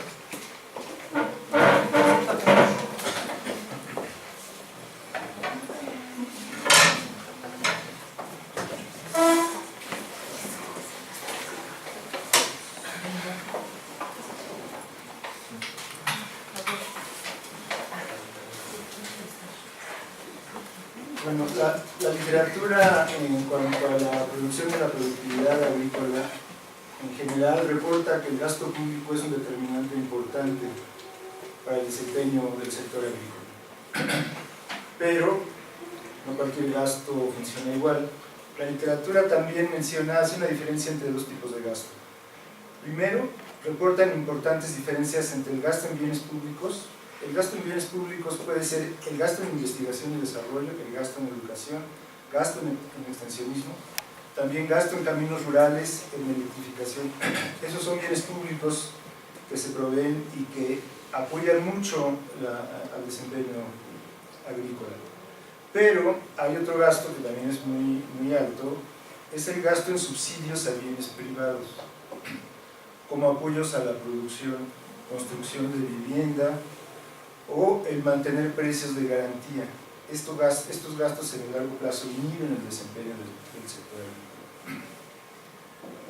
Lo que encontré en la literatura es que la sugerencia no es aumentar el recurso público al sector agrícola, sino cambiar y dejar de dar subsidios a bienes privados y ese dinero utilizarlo en la provisión de bienes públicos. Encontré algunos datos en la literatura, que aquí tengo de paso la hoja, donde señalan que en el caso de México el efecto sería particularmente importante porque hay un gasto, el gasto en subsidios a bienes públicos es mayor que el gasto en la provisión de bienes públicos. Entonces, en este sentido, yo habría que ver si deberías aumentar el gasto al sector agrícola, no es aumentarlo todo, sería aumentar el gasto en la provisión de bienes públicos. Pero el gasto que se hace en subsidios a bienes privados inhibe, o sea, no es neutral, tiene un efecto negativo. Entonces lo óptimo sería reducir el gasto de subsidios a bienes privados para aumentar la provisión de bienes públicos. Entonces, esto puede mejorar de manera importante el desempeño de la industria, la reglamentación nada más del gasto.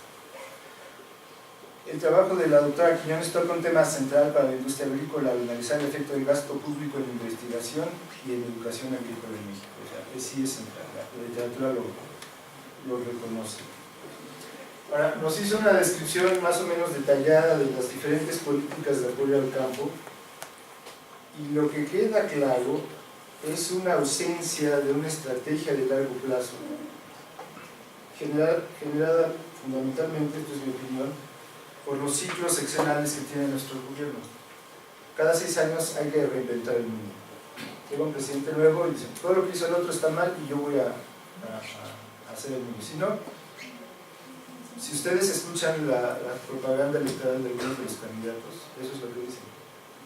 Todo lo que se ha hecho no sirve, yo voy a inventarlo y yo lo voy a hacer. Entonces, no hay estrategias de largo plazo transeccionales, son ciclos que otra vez. Lo que sí parece ser una constante, y acá no se menciona para nada en el trabajo, hay una constante a lo largo del periodo analizado, de 1996 a 2014, es la existencia de grupos de poder, organizaciones rentistas y clientelares que viven más del presupuesto público que de sus actividades productivas. En este sentido, sería importante un análisis más detallado del uso de los recursos públicos dedicados a la investigación y educación agrícola y ver qué tantos recursos se utilizan a subsidiar bienes privados. Aquí, generalizando de una manera seguramente incorrecta, los resultados de este trabajo podrían sugerir que los recursos que se asignan al Angevio del Cinvestav son más productivos que los que se asignan a Chapingo, a la Universidad de Guerrero. Pues no me oigan, porque toman aquí la universidad.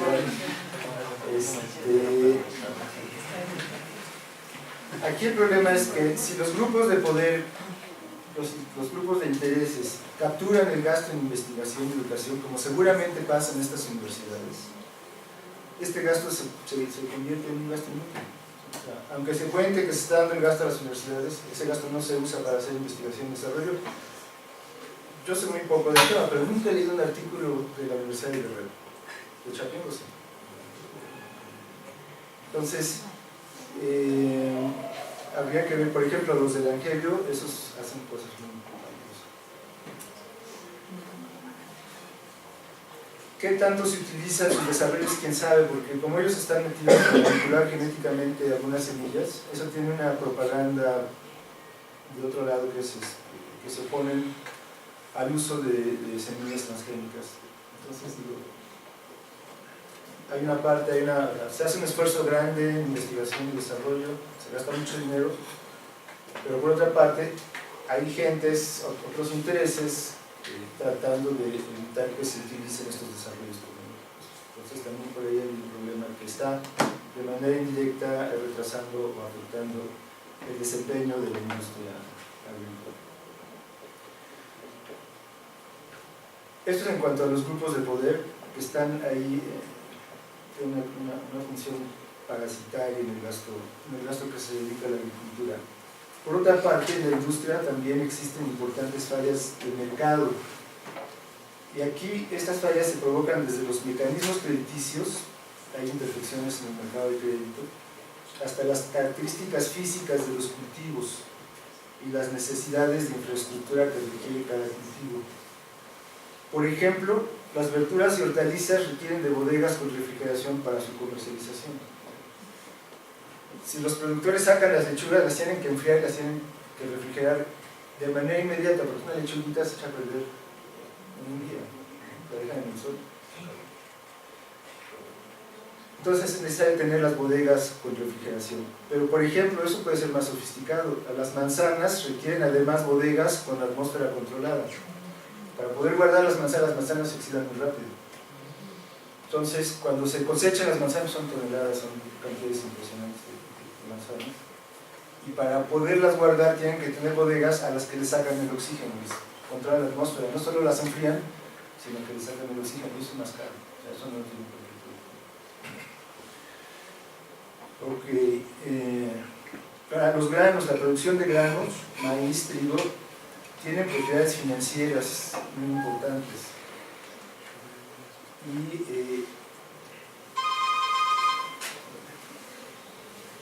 Y entonces también requieren una infraestructura particular para poder aprovechar no solo la producción de los granos, sino las propiedades financieras que tienen. Entonces, los productores y comercializadores que tienen la infraestructura apropiada están en una situación de ventaja y pueden manipular los precios frente a los productores que carecen de estas instalaciones. Cuando daba mis cursos, antes de trabajar en el sector agrícola, daba mis cursos de microeconomía y ponía como ejemplo de un mercado perfectamente competitivo el mercado de los jitomates. Después de trabajar en Zagarpa me di cuenta que no es cierto. ¿Qué pasa en los mercados? Generalmente, en todos los mercados. Hay muchos productores. ¿Por qué? Porque aquí tenemos una ley, es el artículo 115 de la ley agraria, artículo 115, que limita a 100 hectáreas la extensión de tierra cultivable. Y si es más, entonces es un latifundio y puede ser sujeto a invasión y a expropiaciones, esas que hizo mucho Chaburría. Ese artículo, esa ley, bueno, ese criterio de 100 hectáreas, pues tiene un criterio tal vez de equidad o de justicia. Generalmente yo creo que fue para generar clientelismos políticos, pero es claro que no toman en cuenta criterios productivos. ¿Cuál sería la extensión óptima de un terreno para cultivar maíz? En el estado de Estados Unidos, en Iowa, ¿cuánto miden esas extensiones? En Brasil, ¿cuánto miden las extensiones? No hay esos límites. Entonces pueden tener kilómetros y kilómetros cuadrados de extensión, entonces son muy productivos. No hay manera que con la orografía que tenemos, sacando Sinaloa, tal vez Sonora, pero no tienen tanta agua, podamos competir en la producción de granos con Estados Unidos. Entonces, esto es un tema de la ley que está afectando el desempeño del sector agrícola, porque tiene otros criterios, no tiene criterio de productividad. Ok, entonces, el mercado de jitomates no es de competencia perfecta porque son muchos productores. Aquí la ley fomenta que haya pequeños productores, o sea, es un orgullo nacional, que no son tan pequeños que no es rentable que cada uno de ellos tenga una bodega, no les da. Entonces, ¿qué hacen? cultivan y llevan a un productor grande que sí tiene las bodegas. ¿Y cómo funciona el mercado? Pues ahí, como los riesgos son grandes, el dueño de las bodegas compra las cosechas y las paga, pues, pero es un solo comprador y son muchos vendedores, hay un monopsonio ahí muy fuerte. Generalmente en todos los cultivos tenemos una falla de mercado, un monopsonio. Y luego este señor que tiene la bodega se voltea y él sí puede vender directamente a los consumidores porque tiene la infraestructura. ¿O qué hacen los compradores? Los productores se van directo a una central de abastos y es exactamente lo mismo. El bodeguero en la central le compra a muchos productores pequeños, por ejemplo naranjas que aguantan más protegiendo la inflación, y luego él se voltea y les vende a la gente. Entonces, esos bodegueros en un mercado son monopsonistas y en el otro mercado tampoco tienen mucha competencia porque son muy grandes. Entonces, esas fallas de mercado provocan, limitan mucho el desempeño del sector agrícola. Entonces, bueno, ya hablamos de que el gasto asignado a educación y de investigación es muy probable que se use para otro tipo de actividades de carácter rentista y clientelar. En cuanto a los determinantes de la productividad del sector agrícola, hay una gran literatura sobre los determinantes, y entre los más usados, que pueden enriquecer la estimación de la doctora Quiñones, está la precipitación pluvial, que es muy importante. Cuando estaba en Conasupo, esa nunca nos falló, nunca falló. La superficie de la tierra cultivada, aunque ya nos explicó que está dentro del capital, tal vez, bueno, hay algunos estudios que la toman por fuera, no siempre es la misma, no sé qué tanto varía, eso depende de los cultivos. Ahí adelante tengo algunas sugerencias. Otro de los determinantes puede ser la participación del comercio internacional. Aquí se puede, por ejemplo, sumar importaciones más exportaciones. Hay varias medidas, porque nuestra economía tiene un comercio importante a nivel internacional y la agricultura es fuerte. Hay que, por ejemplo, poner el PIB no agrícola, porque esa es una señal de la demanda de los productos agrícolas. Entonces, hay una demanda interna y una demanda externa que se pueden incorporar. El tipo de cambio también se podría. Entonces, si los subsidios al campo seguramente se han realizado con criterios clientelistas y rentistas en diversos periodos, es posible que los recursos otorgados generen sesgos hacia aumentar la producción de maíz sobre otros cultivos. La producción de maíz está muy apoyada, hay precios de garantía y hay subsidios a la producción de bienes privados. Ya no existen los precios de garantía, ¿no? Ya no existen, pero hay apoyos. Sí, hay apoyos. La mayoría van sobre el ingreso. Luego, se está sesgando la estructura de apoyos financieros al sector agrícola, sobre todo al maíz, cuando es mucho más rentable producir frutas, verduras o hortalizas. O sea, si ustedes comparan, por ejemplo, un kilo de tortillas que cuesta 10, 15 pesos. 11 pesos. Un aguacate solo cuesta más que eso. Un aguacate, no la tortilla ya elaborada y todo, ¿no? Entonces no tiene mucho sentido estar insistiendo en producir maíz cuando se puede comprar maíz muy barato en Estados Unidos o en Argentina, en Brasil, en cualquier lado. Entonces ahí hay que pensarle un poco. La composición de la producción agrícola entre diferentes cultivos también influye de manera importante en el valor de la producción agrícola. Sin cambiar, sin aumentar los subsidios, sin aumentar los insumos que se dedican a la agricultura, únicamente utilizando más tierra para producir verduras, legumbres y frutas y dejar de producir un poco de maíz, el valor de la producción aumentaría muchísimo. Ahora, por otra parte, los productores agrícolas suelen ser muy malos haciendo negocios. Recuerda, eso debe haber sido por el año 2011, yo trabajaba en Zagalpa, hicimos un viaje a Nayarit y la zona de la Gavia Azul también abarca una parte de Nayarit. Y en todos los cerros que pasamos estaban sembrados con agave. eran cerros de agave. ¿Por qué? Me explicaron que hace algunos años hubo una sobredemanda de agave y se acabó el agave. Y entonces el precio del agave era altísimo. El precio subió muchísimo. Y entonces, ¿qué pasó? Los productores dijeron, no, pues voy a ser rico sembrando agave, y sembraron agave hasta abajo de las piedras. ¿Qué le pasó al precio? O sea, lo tiraron tanto que ahora era tan barato el agave que no les alcanzaba ni para pagar gente que lo fuera a cosechar. Entonces lo dejaron ahí en el centro, no le pasó nada. Y ahí están, ¿cuándo? ¿No? Estaban tratando de desarrollar fábricas de miel de agave, porque ya estaban sobrados de agave. Hay que gastar dinero no solo en investigación, pero sobre todo en educación, pero no en las universidades, en educación de negocios para los productores. Los productores en general del campo, ¿qué es lo que ven el precio de su producto en el periodo anterior? Es muy difícil que saquen un promedio de los últimos 5 o 10 años del precio y entonces tomen sus decisiones de producción de acuerdo al promedio, al precio promedio de un periodo más largo. Nada más ven lo que pasó ahí. Y entonces eso hace que los precios tengan una variabilidad, una varianza muy fuerte y muchas veces pierden mucho dinero. Entonces ahí está apoyando los recursos. Ok. Esto es en cuanto a los determinantes de la productividad del sector agrícola. Luego, los datos. Siempre es instructivo, siempre es, bueno, a mí me gusta ver los datos utilizados, en especial cuando se usan pocas variables, como en este caso. Aquí se presenta una gráfica del valor de la producción agrícola.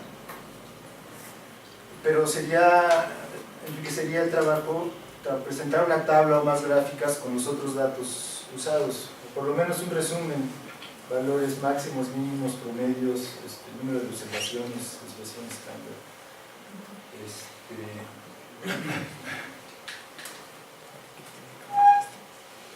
Ahora, el trabajo el trabajo es importante y de ser posible sería importante ampliar un poco. Por ejemplo,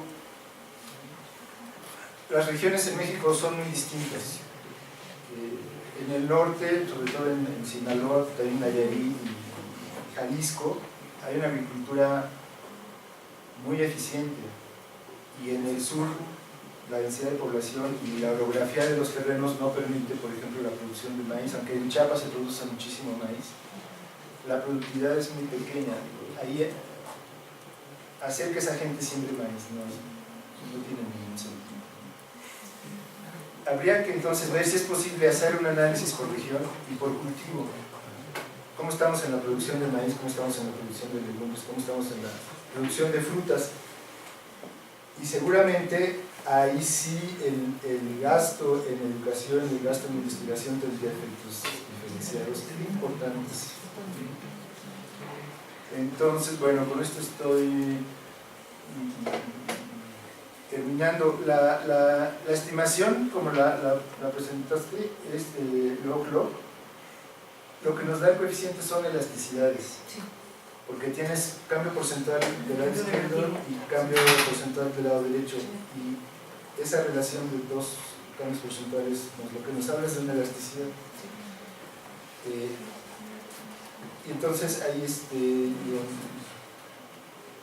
digo, también es importante, hay un coeficiente que es mayor que 1, creo que es el del capital. No, es .08. El trabajo. Entonces la elasticidad del trabajo es muy alta. O sea, eso es algo importante. Es interesante. Y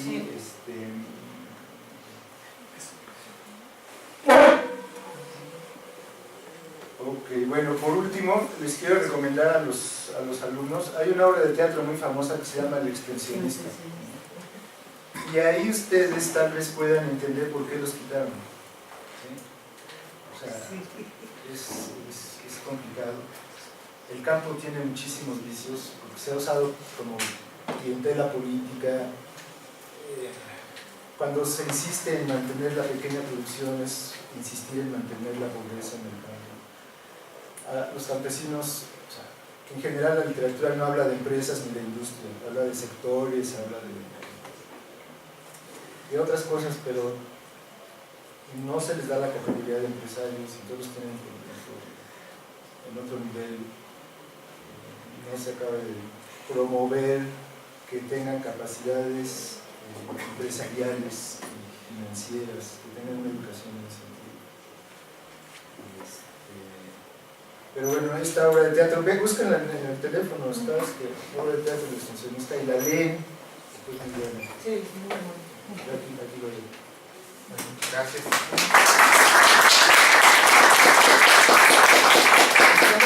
Un poco sobre el tiempo, pero hay un espacio para una ronda de preguntas y respuestas. No sé si quieran aprovechar los estudiantes, ¿no? Están muy callados. Esa oportunidad de Si no, bueno, hacemos 3 que son, y acá Ignacio 4, 5. Empezamos por allá. Me entró un poco de conflicto lo que dijo el profesor Ontiveros con esto del maíz. Porque la profesora Aureola, por ejemplo, nos dijo que en Estados Unidos lo del maíz se maneja por alimentar al pueblo, ¿no? Entonces, pero usted dice, pues no hay que dar más dinero al maíz, mejor se siembren o cosechen otra cosa. Pero si somos un país que generalmente comemos maíz, en tortilla, en pan, en lo que sea, ¿de qué viviríamos entonces? Por eso, pero por ejemplo, esto lo hacen, por ejemplo, no sé, en casos extremos, ¿no? Que hubiera, no sé, una crisis económica mundial o algo así, y que no tuviéramos para exportar o cosas así, se supone que viviríamos del mercado nacional. O sea, ¿qué pasaría en un caso extremo si decimos, pues no hay que plantar maíz? Si hay una crisis, por ejemplo, si hay un temblor, pues Pasamos, si quieren, primero todas las preguntas y luego la respuesta, ¿no? 6, entonces cerramos con esas 6 que ya nos va a llevar algún tiempo con alguien. Yo tenía, bueno, no es pregunta, comentario, no sé, pero respecto a lo del profesor Ignacio, que él hablaba, bueno, de la competitividad y desarrollo de la delegación de Milpalta, pero yo no sé, ¿qué le hace creer o pensar en que si este modelo funciona en la delegación de Milpalta se podría implementar para otras delegaciones, ya que otras delegaciones pues tienen diferentes condiciones, entonces a lo mejor no podría llegar a funcionar en otras delegaciones, ¿no? Luego Ignacio, luego César y luego... ¿Digo yo? Sí. Tu pregunta. Pues más que pregunta es una observación en relación a los comentarios que hizo Manuel. Yo creo que sí hay que conocer muy bien cómo está el sector agrícola, y en eso sí soy experto. De hecho, yo soy ingeniero agrónomo. En realidad sí hay que caracterizar los diferentes tipos de agricultura, porque sí tenemos desde la agricultura de subsistencia hasta la agricultura empresarial. En eso yo creo que sí concuerdo con Manuel, porque cada tipo de agricultura tiene diferentes tipos de cultivos. Y eso yo creo que sí te puede ayudar mucho en la parte del modelo de negocio. Pero sí está complicado. Muchas de las externalidades que observabas dependen. O sea, se han hecho muchos estudios acerca de la agricultura y efectivamente, en términos de dotación de recursos, en términos de competitividad, los granos básicos no serían la mejor opción para la producción en México. ¿Por qué? Porque ni tenemos las condiciones de suelo, ni las condiciones climáticas, ni la parte de riego, si le adicionamos todos esos elementos. Sin embargo, históricamente, pues hay un buen núcleo de población que vive de la agricultura. ¿Cómo han solventado esa parte? Pues a partir de lo que llaman ahora la agricultura orgánica. O sea, bajo otro esquema. No son productivos, los rendimientos de maíz están por abajo de las 2 toneladas, cuando la agricultura empresarial está por arriba de las 7, 8 toneladas. No somos competitivos. O sea, en términos de precios, obviamente, estos señores no podrían competir, que es el caso de aún de la agricultura empresarial en México, en la parte de granos, que no puede competir con la agricultura de Estados Unidos, adicional a los subsidios. Entonces hay una cuestión de precios que finalmente deja a ciertos sectores fuera. ¿Qué han hecho algunos sectores? Lo que han hecho es reconvertir su agricultura en términos de la agricultura orgánica, con precios más elevados. Producen poco, pero pueden vender de manera más cara. Esa parte de diferenciación del producto. ¿Sí? O sea, sí hay opciones. Luego, por el otro lado, por el lado de la agricultura empresarial, pues sí, efectivamente son los que están recibiendo el impacto de la investigación, porque esa investigación nunca va a llegar a estos agricultores de subsistencia. O sea, primero porque tienen resistencia, en eso sí tiene toda la razón, ¿no? Tienen resistencia a adoptar esa tecnología, no la van a adoptar. Primero porque no tienen los recursos para comprar semillas mejoradas, y porque las condiciones de sus terrenos tampoco dan, no tienen riego. ¿Sí? El caso de la agricultura empresarial, ahí sí reciben todos el tipo de beneficios. Pero hay otro problema adicional, la forma en cómo se distribuyen los programas, o sea, los recursos de los programas que van destinados a la agricultura. O sea, muchos de esos recursos están casi etiquetados para ciertos sectores, por la parte de la búsqueda de rentas que mencionaba, que son asociaciones entre la parte burocrática y la parte de ciertos productores, que pueden formar parte de bases electorales del partido en el poder, porque ha ido variando, ¿no? PRI, PAN, PRI. Entonces, hay una serie de distorsiones, sí, efectivamente, pero pues no está tan sencillo el asunto, salvo que tengas información en términos estadísticos muy específicas, pues sí está complicado el manejo del modelo. Bueno, yo ahí la dejo ya para no hacerlo más. Y Chapingo sí produce. Bueno, pues un poco Bueno, lo mío era nada más un comentario y bueno, una pregunta. Yo igual hice un trabajo de investigación acerca del Telecán, y un dato que encontré que igual me llamó mucho la atención, que la doctora Aurela toca, es la cuestión de la sustitución de importaciones. Y un dato que encontré es que por lo mismo que se le da menor importancia al sector agrícola en ese periodo, hubo mucha migración del sector rural a las zonas urbanas. Y bueno, la conclusión fue que desde ese, o sea, digamos que eso fue, en ese periodo fue cuando hubo mayor desigualdad económica, ¿no? por esa medida. Y bueno, también concuerdo con Manuel Ontiveros en que la limitación de los terrenos pues es algo muy importante y que limita pues al final la capacidad de cada productor. Y pienso que esa es una restricción institucional muy importante.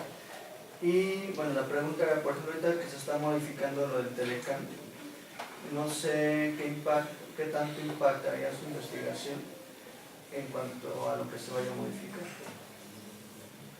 César y pues un poco también continuando con la polémica y ser un poco provocador, preguntarle a Oriana si tiene sentido subsidiar precisamente la producción de granos, maíz, cebada, donde no somos tan productivos por condiciones que ya se mencionaron climáticas, naturales, y mejor pues precisamente reconvertirnos en otros tipos de productos que somos muy exitosos, ¿no? De hecho, lo dice el gobierno, pero es cierto, o sea, México como nunca exportó alimentos, agroalimentos en los últimos años, ni siquiera en la época en que estaba los apoyos al campo, ¿no? al maíz y la cebada. Entonces, no sé si tiene sentido seguir un poco el modelo europeo, ¿no? Y aquí está Elodie, subsidiar a la burguesía campesina, como es en Francia, a costa de los consumidores, ¿no? A que produzcan a niveles estratosféricos, ¿no? Y subsidiarlos y que el consumidor pues pague, ¿no? O mejor entonces reconvertir la producción a productos que creo que somos competitivos y nos podemos complementar, ¿no? Ahora, por otro lado está la parte de seguridad alimenticia y seguridad nacional, que también es un tema interesante, o sea, ¿no? Pero a costa de, obviamente, pues, producir a mayores costos, ¿no? Y yo creo que sí se puede romper el círculo de pobreza si precisamente buscamos áreas o cultivos que son competitivos, ¿no? Que no es fácil, es cierto, ¿no? Hay que buscar, hay que identificarlos. Pero bueno, yo tal vez un poco va a ir hacia dónde vamos, ¿no? Yo entiendo, por ejemplo, también alguna vez hice un estudio de las transferencias del Procampo y son totalmente regresivas. Y lo he visto incluso en mi familia, Hidalgo, el Procampo no sirve para nada porque solamente te da dinero sin producir nada, ¿no? Mucha gente vive de eso, ¿no? Entonces, realmente habrá que diseñar ahí las políticas públicas y los subsidios para realmente aumentar la productividad, que es otro tema. Y ahora además una pregunta que se me hace interesante, o sea, creo que sí es importante el análisis que haces, pero yo no sé si sería bueno también meter algunas variables de cambio estructural, cuando hablas, por ejemplo, pues de los programas que se han implementado durante los últimos años, ¿no? 20 años, para ver realmente qué tanto impacto han tenido, ¿no? El modelo econométrico. Algunas domis, sí, que tratan de codificar estos, bueno, se creen en IFAC, ¿no? Y no se me queda claro cuando hablas de la distinción entre investigación y gasto de educación. Gasto de educación íntegro. Gasto en educación son todas esas instituciones de educación como la UASH, como el Instituto, el Centro de Estudios de Guerrero, la Universidad Agraria Pedro Leonardo. ¿Por qué? Porque son de educación, o sea, para que sean agrónomos, para que tengan una carrera relacionada con la agricultura, con el sector primario. Entonces, por eso lo manejo como educación.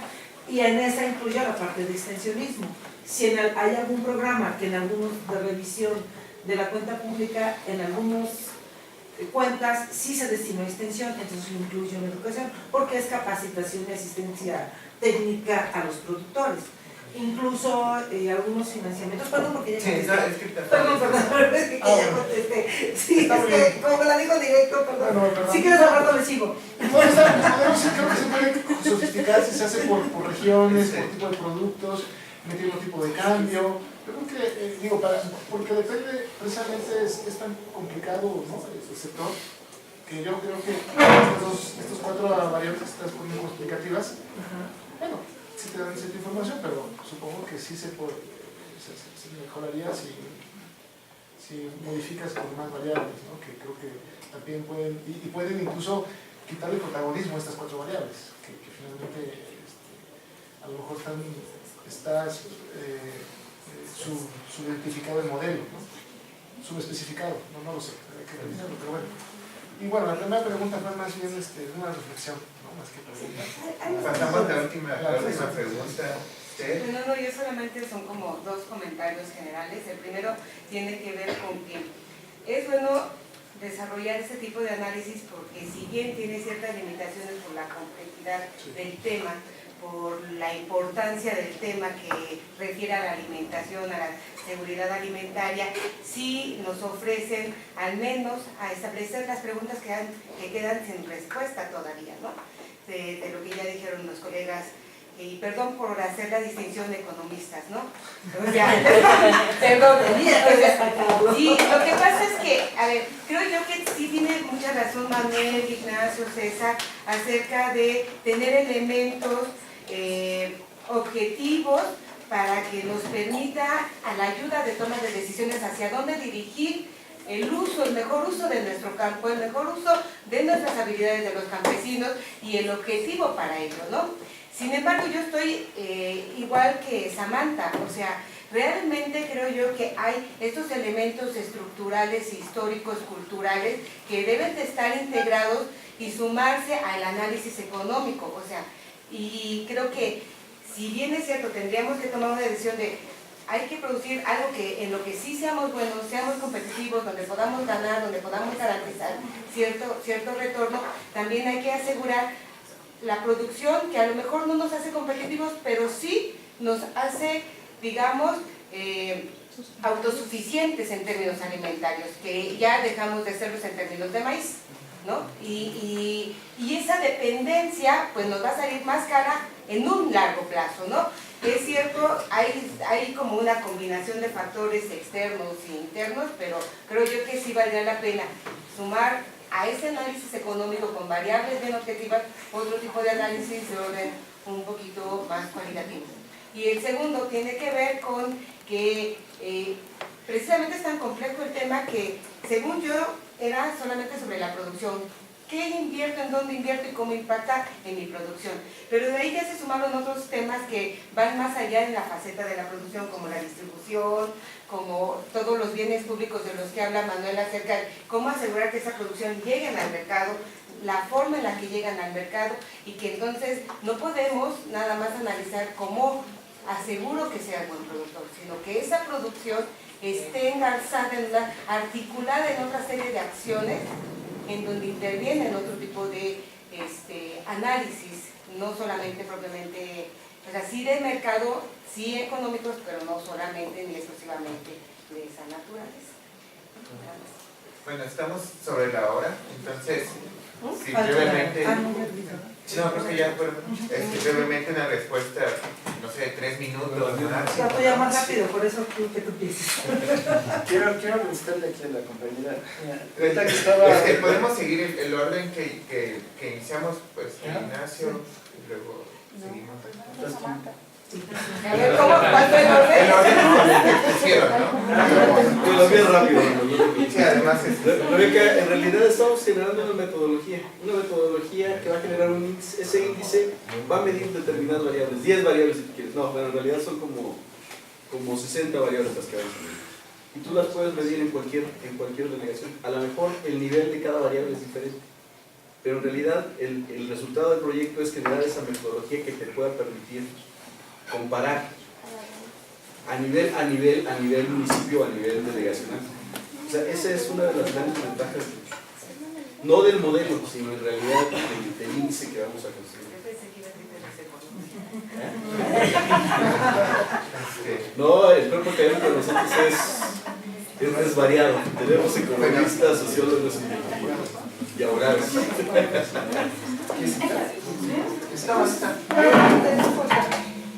Bueno, gracias.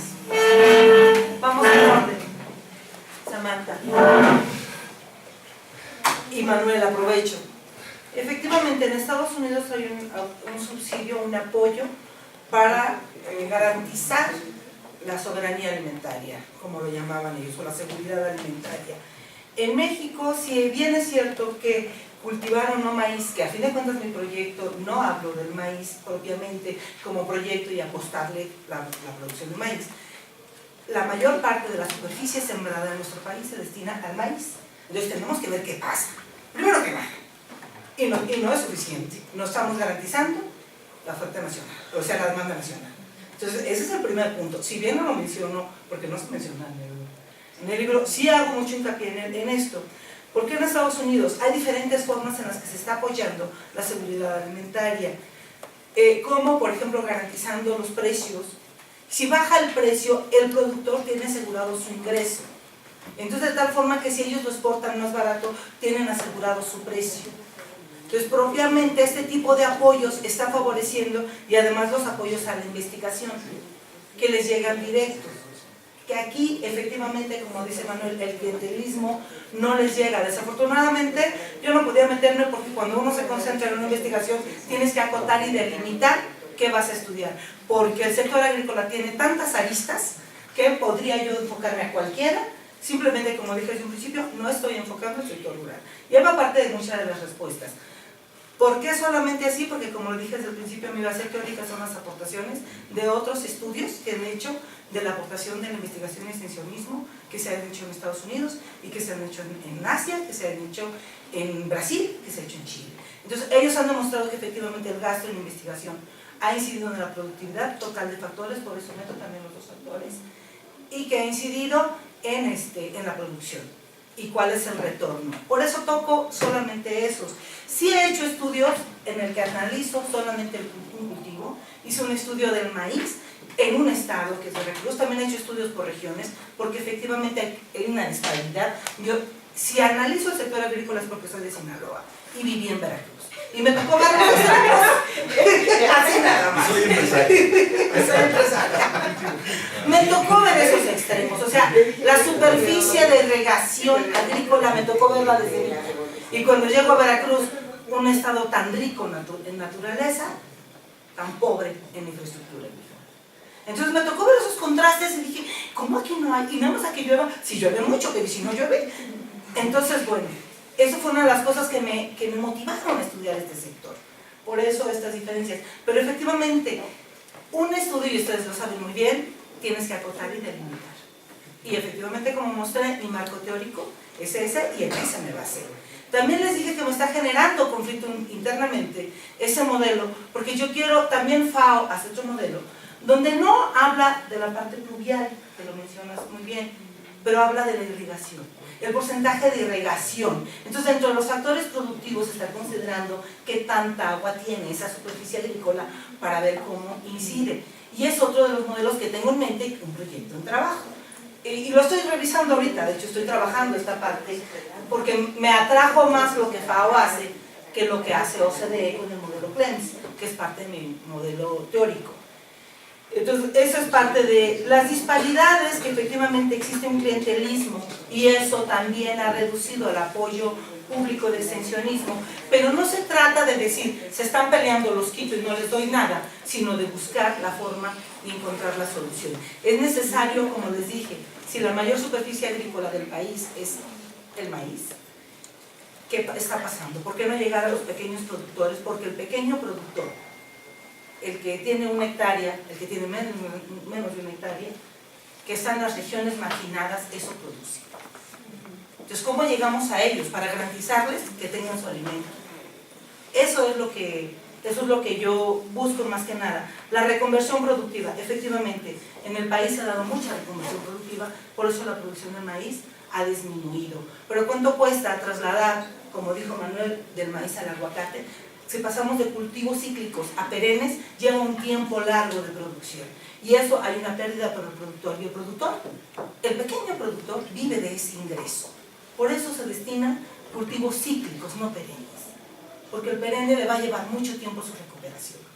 Entonces, esa reconversión productiva la hace el gran productor que tiene un respaldo financiero en lo que se recupera su proceso de producción. Entonces, eso es principalmente el por qué no es tan fácil una reconversión. Lo hace el que tiene el recurso, normalmente. La desigualdad, efectivamente, se dio mayor desigualdad en el modelo de industrialización sustitutiva porque se le apostó más al sector agrícola, se establecieron precios básicos, precios de garantía, donde el producto era barato para los industriales. Entonces, ¿qué hizo el gran productor? Dio la reconversión productiva porque ya no le convenía vender maíz o trigo a las grandes empresas, a las grandes industrias. Entonces mejor produzco frutas, hortalizas, y se dio esa reconversión productiva en pequeñas producciones, no en productos perennes, pero sí en otros productos que fueran más rentables. Sí busca, el campesino busca, pero no tiene capacitación. Y ese es el problema, que se destinan el cambio, pero no tienen capacitación, saben sembrar maíz, no saben sembrar otros cultivos. Entonces también ese es el otro problema. ¿Sí? Entonces, a eso va la asistencia, por eso yo le apuesto a la asistencia técnica. Si vas como asistencia técnica con estudios del suelo, entonces sí puedes hacer una reconversión productiva porque el suelo es propicio para estos cultivos, el clima, las condiciones. O sea, en la región alta de Veracruz es muy propicio para el café y no todos siembran café, siembran maíz. ¿Por qué? Porque no están capacitados para sembrar café. El chocolate, el cacao. Entonces, esos son problemas. Efectivamente, sí tengo estudios, otros estudios de cómo se dan esas diferencias en las regiones, pero este estudio en específico era destinado a estos factores, nada más. Y por eso desde el principio, bueno, claro que no se ve a lo mejor en toda la exposición, pero en el documento sí viene que ese es mi fundamento teórico, las aportaciones de estos factores, que los mencioné en la presentación. Bueno, eso sería, creo, de mi parte. Creo que se dejé a alguien más. A lo que decías de educación, que eso es lo que cubre nada más, es precisamente toda la educación que se da para la agricultura. Incluye capacitación, por ejemplo, hay programas de financiamiento que te llegan recursos por asistencia técnica. Entonces, eso es un gasto público para asistencia técnica y lo doy como educación. Okay, sí. Bueno, hay una, no solo la compañía, pero en general está la pregunta es, ¿qué hacemos con el maíz? ¿Lo sembramos o lo compramos? estaba ahorita que estaba diciendo Nacho la productividad de toneladas por hectárea, vi en Google, y en Estados Unidos en promedio son 10 toneladas por hectárea y en México son 3.3. Entonces, si tenemos aquí productores en Sinaloa, en algunos lugares, que tienen esa productividad o más, digo, que produzcan maíz, perfecto. Pero eso se está promediando. Como dice Aurora, hay productores que sacan media tonelada por hectárea. Insistir en que esta gente produzca maíz es condenarla a la pobreza. Punto, no hay otra. Entonces sí, nosotros somos muy orgullosos porque producimos, y además ni producimos todo el maíz, porque somos muchos, no es por otra cosa, hay mucha gente. Y no alcanza, no da la tierra en México para darle de comer a tantos millones, más de casi 130 millones de mexicanos. Ahora, en la época de la sustitución de importaciones creo que éramos 20 o 30, ahorita ya no alcanza. No alcanza, y efectivamente es mucho más barato. Y entonces, en Estados Unidos, el gobierno le da una cantidad impresionante de dinero en subsidios a los productores de maíz. Y eso hace que su maíz sea muy barato, ¿no? Entonces nosotros podemos comprar mucho maíz y muy barato porque nos beneficiamos de los subsidios que le da el gobierno de Estados Unidos a sus productores. O queremos ser muy orgullosos y tenemos gente produciendo maíz que hace media tonelada por hectárea y la vamos a condenar a la pobreza para toda su vida. Y yo creo que el orgullo nacional no vale la pena pagarlo a un precio tan alto. Manuel, pero es que ese maíz No se así puede de manera tener a la gente tan pobre. ese maíz no llega al mercado. No llega. Ese es el no es que, o sea, tú produces En media maíz hectárea no vas y a dejas de hacer- producir verduras, hortalizas que puedes vender más caras. Y entonces con el dinero vas y compras maíz barato subsidiado por el gobierno de Estados Unidos. Digo, está bien, pero el problema de esa agricultura es que requiere riego para las hortalizas. Y el punto es que mientras tú insistas en producir maíz con esas productividades, vas a condenar a la pobreza de tus productores. Y eso no se me hace justo. Quería dos palabras para cerrar. Es nuestra última sesión del año, así que hicimos un año de trabajo con 2 sesiones y quiero agradecer a los colegas en que hoy son temas muy importantes. Cerramos con temas de la alimentación para México, el agua, te agradezco también integra, es como va a ser también un problema al futuro, la corrupción también. Así que cerramos con temáticas y son debates muy de fondo muy abiertos, como que seguimos debatiendo. Así que les invito a todos los estudiantes, los colegas, a seguir en 2018. Tenemos temas como muy importantes. Es como hay que trabajarlo y ven especialistas, ¿no? Que se tienen que posicionar, publicar, poner hacia afuera estos problemas y a ustedes también, porque son problemas de su país, que nos ayuda mucho a consolidar políticas públicas y estrategias. Yo pensé que ibas a decir algo sobre el equipo de Francia. Tenemos temas por en un momento de transición energética, trabajo, muchos temas que vamos a seguir trabajando y les esperamos en enero. Les agradezco mucho. Hay que agradecer también a Yoli por la organización del seminario. Yo les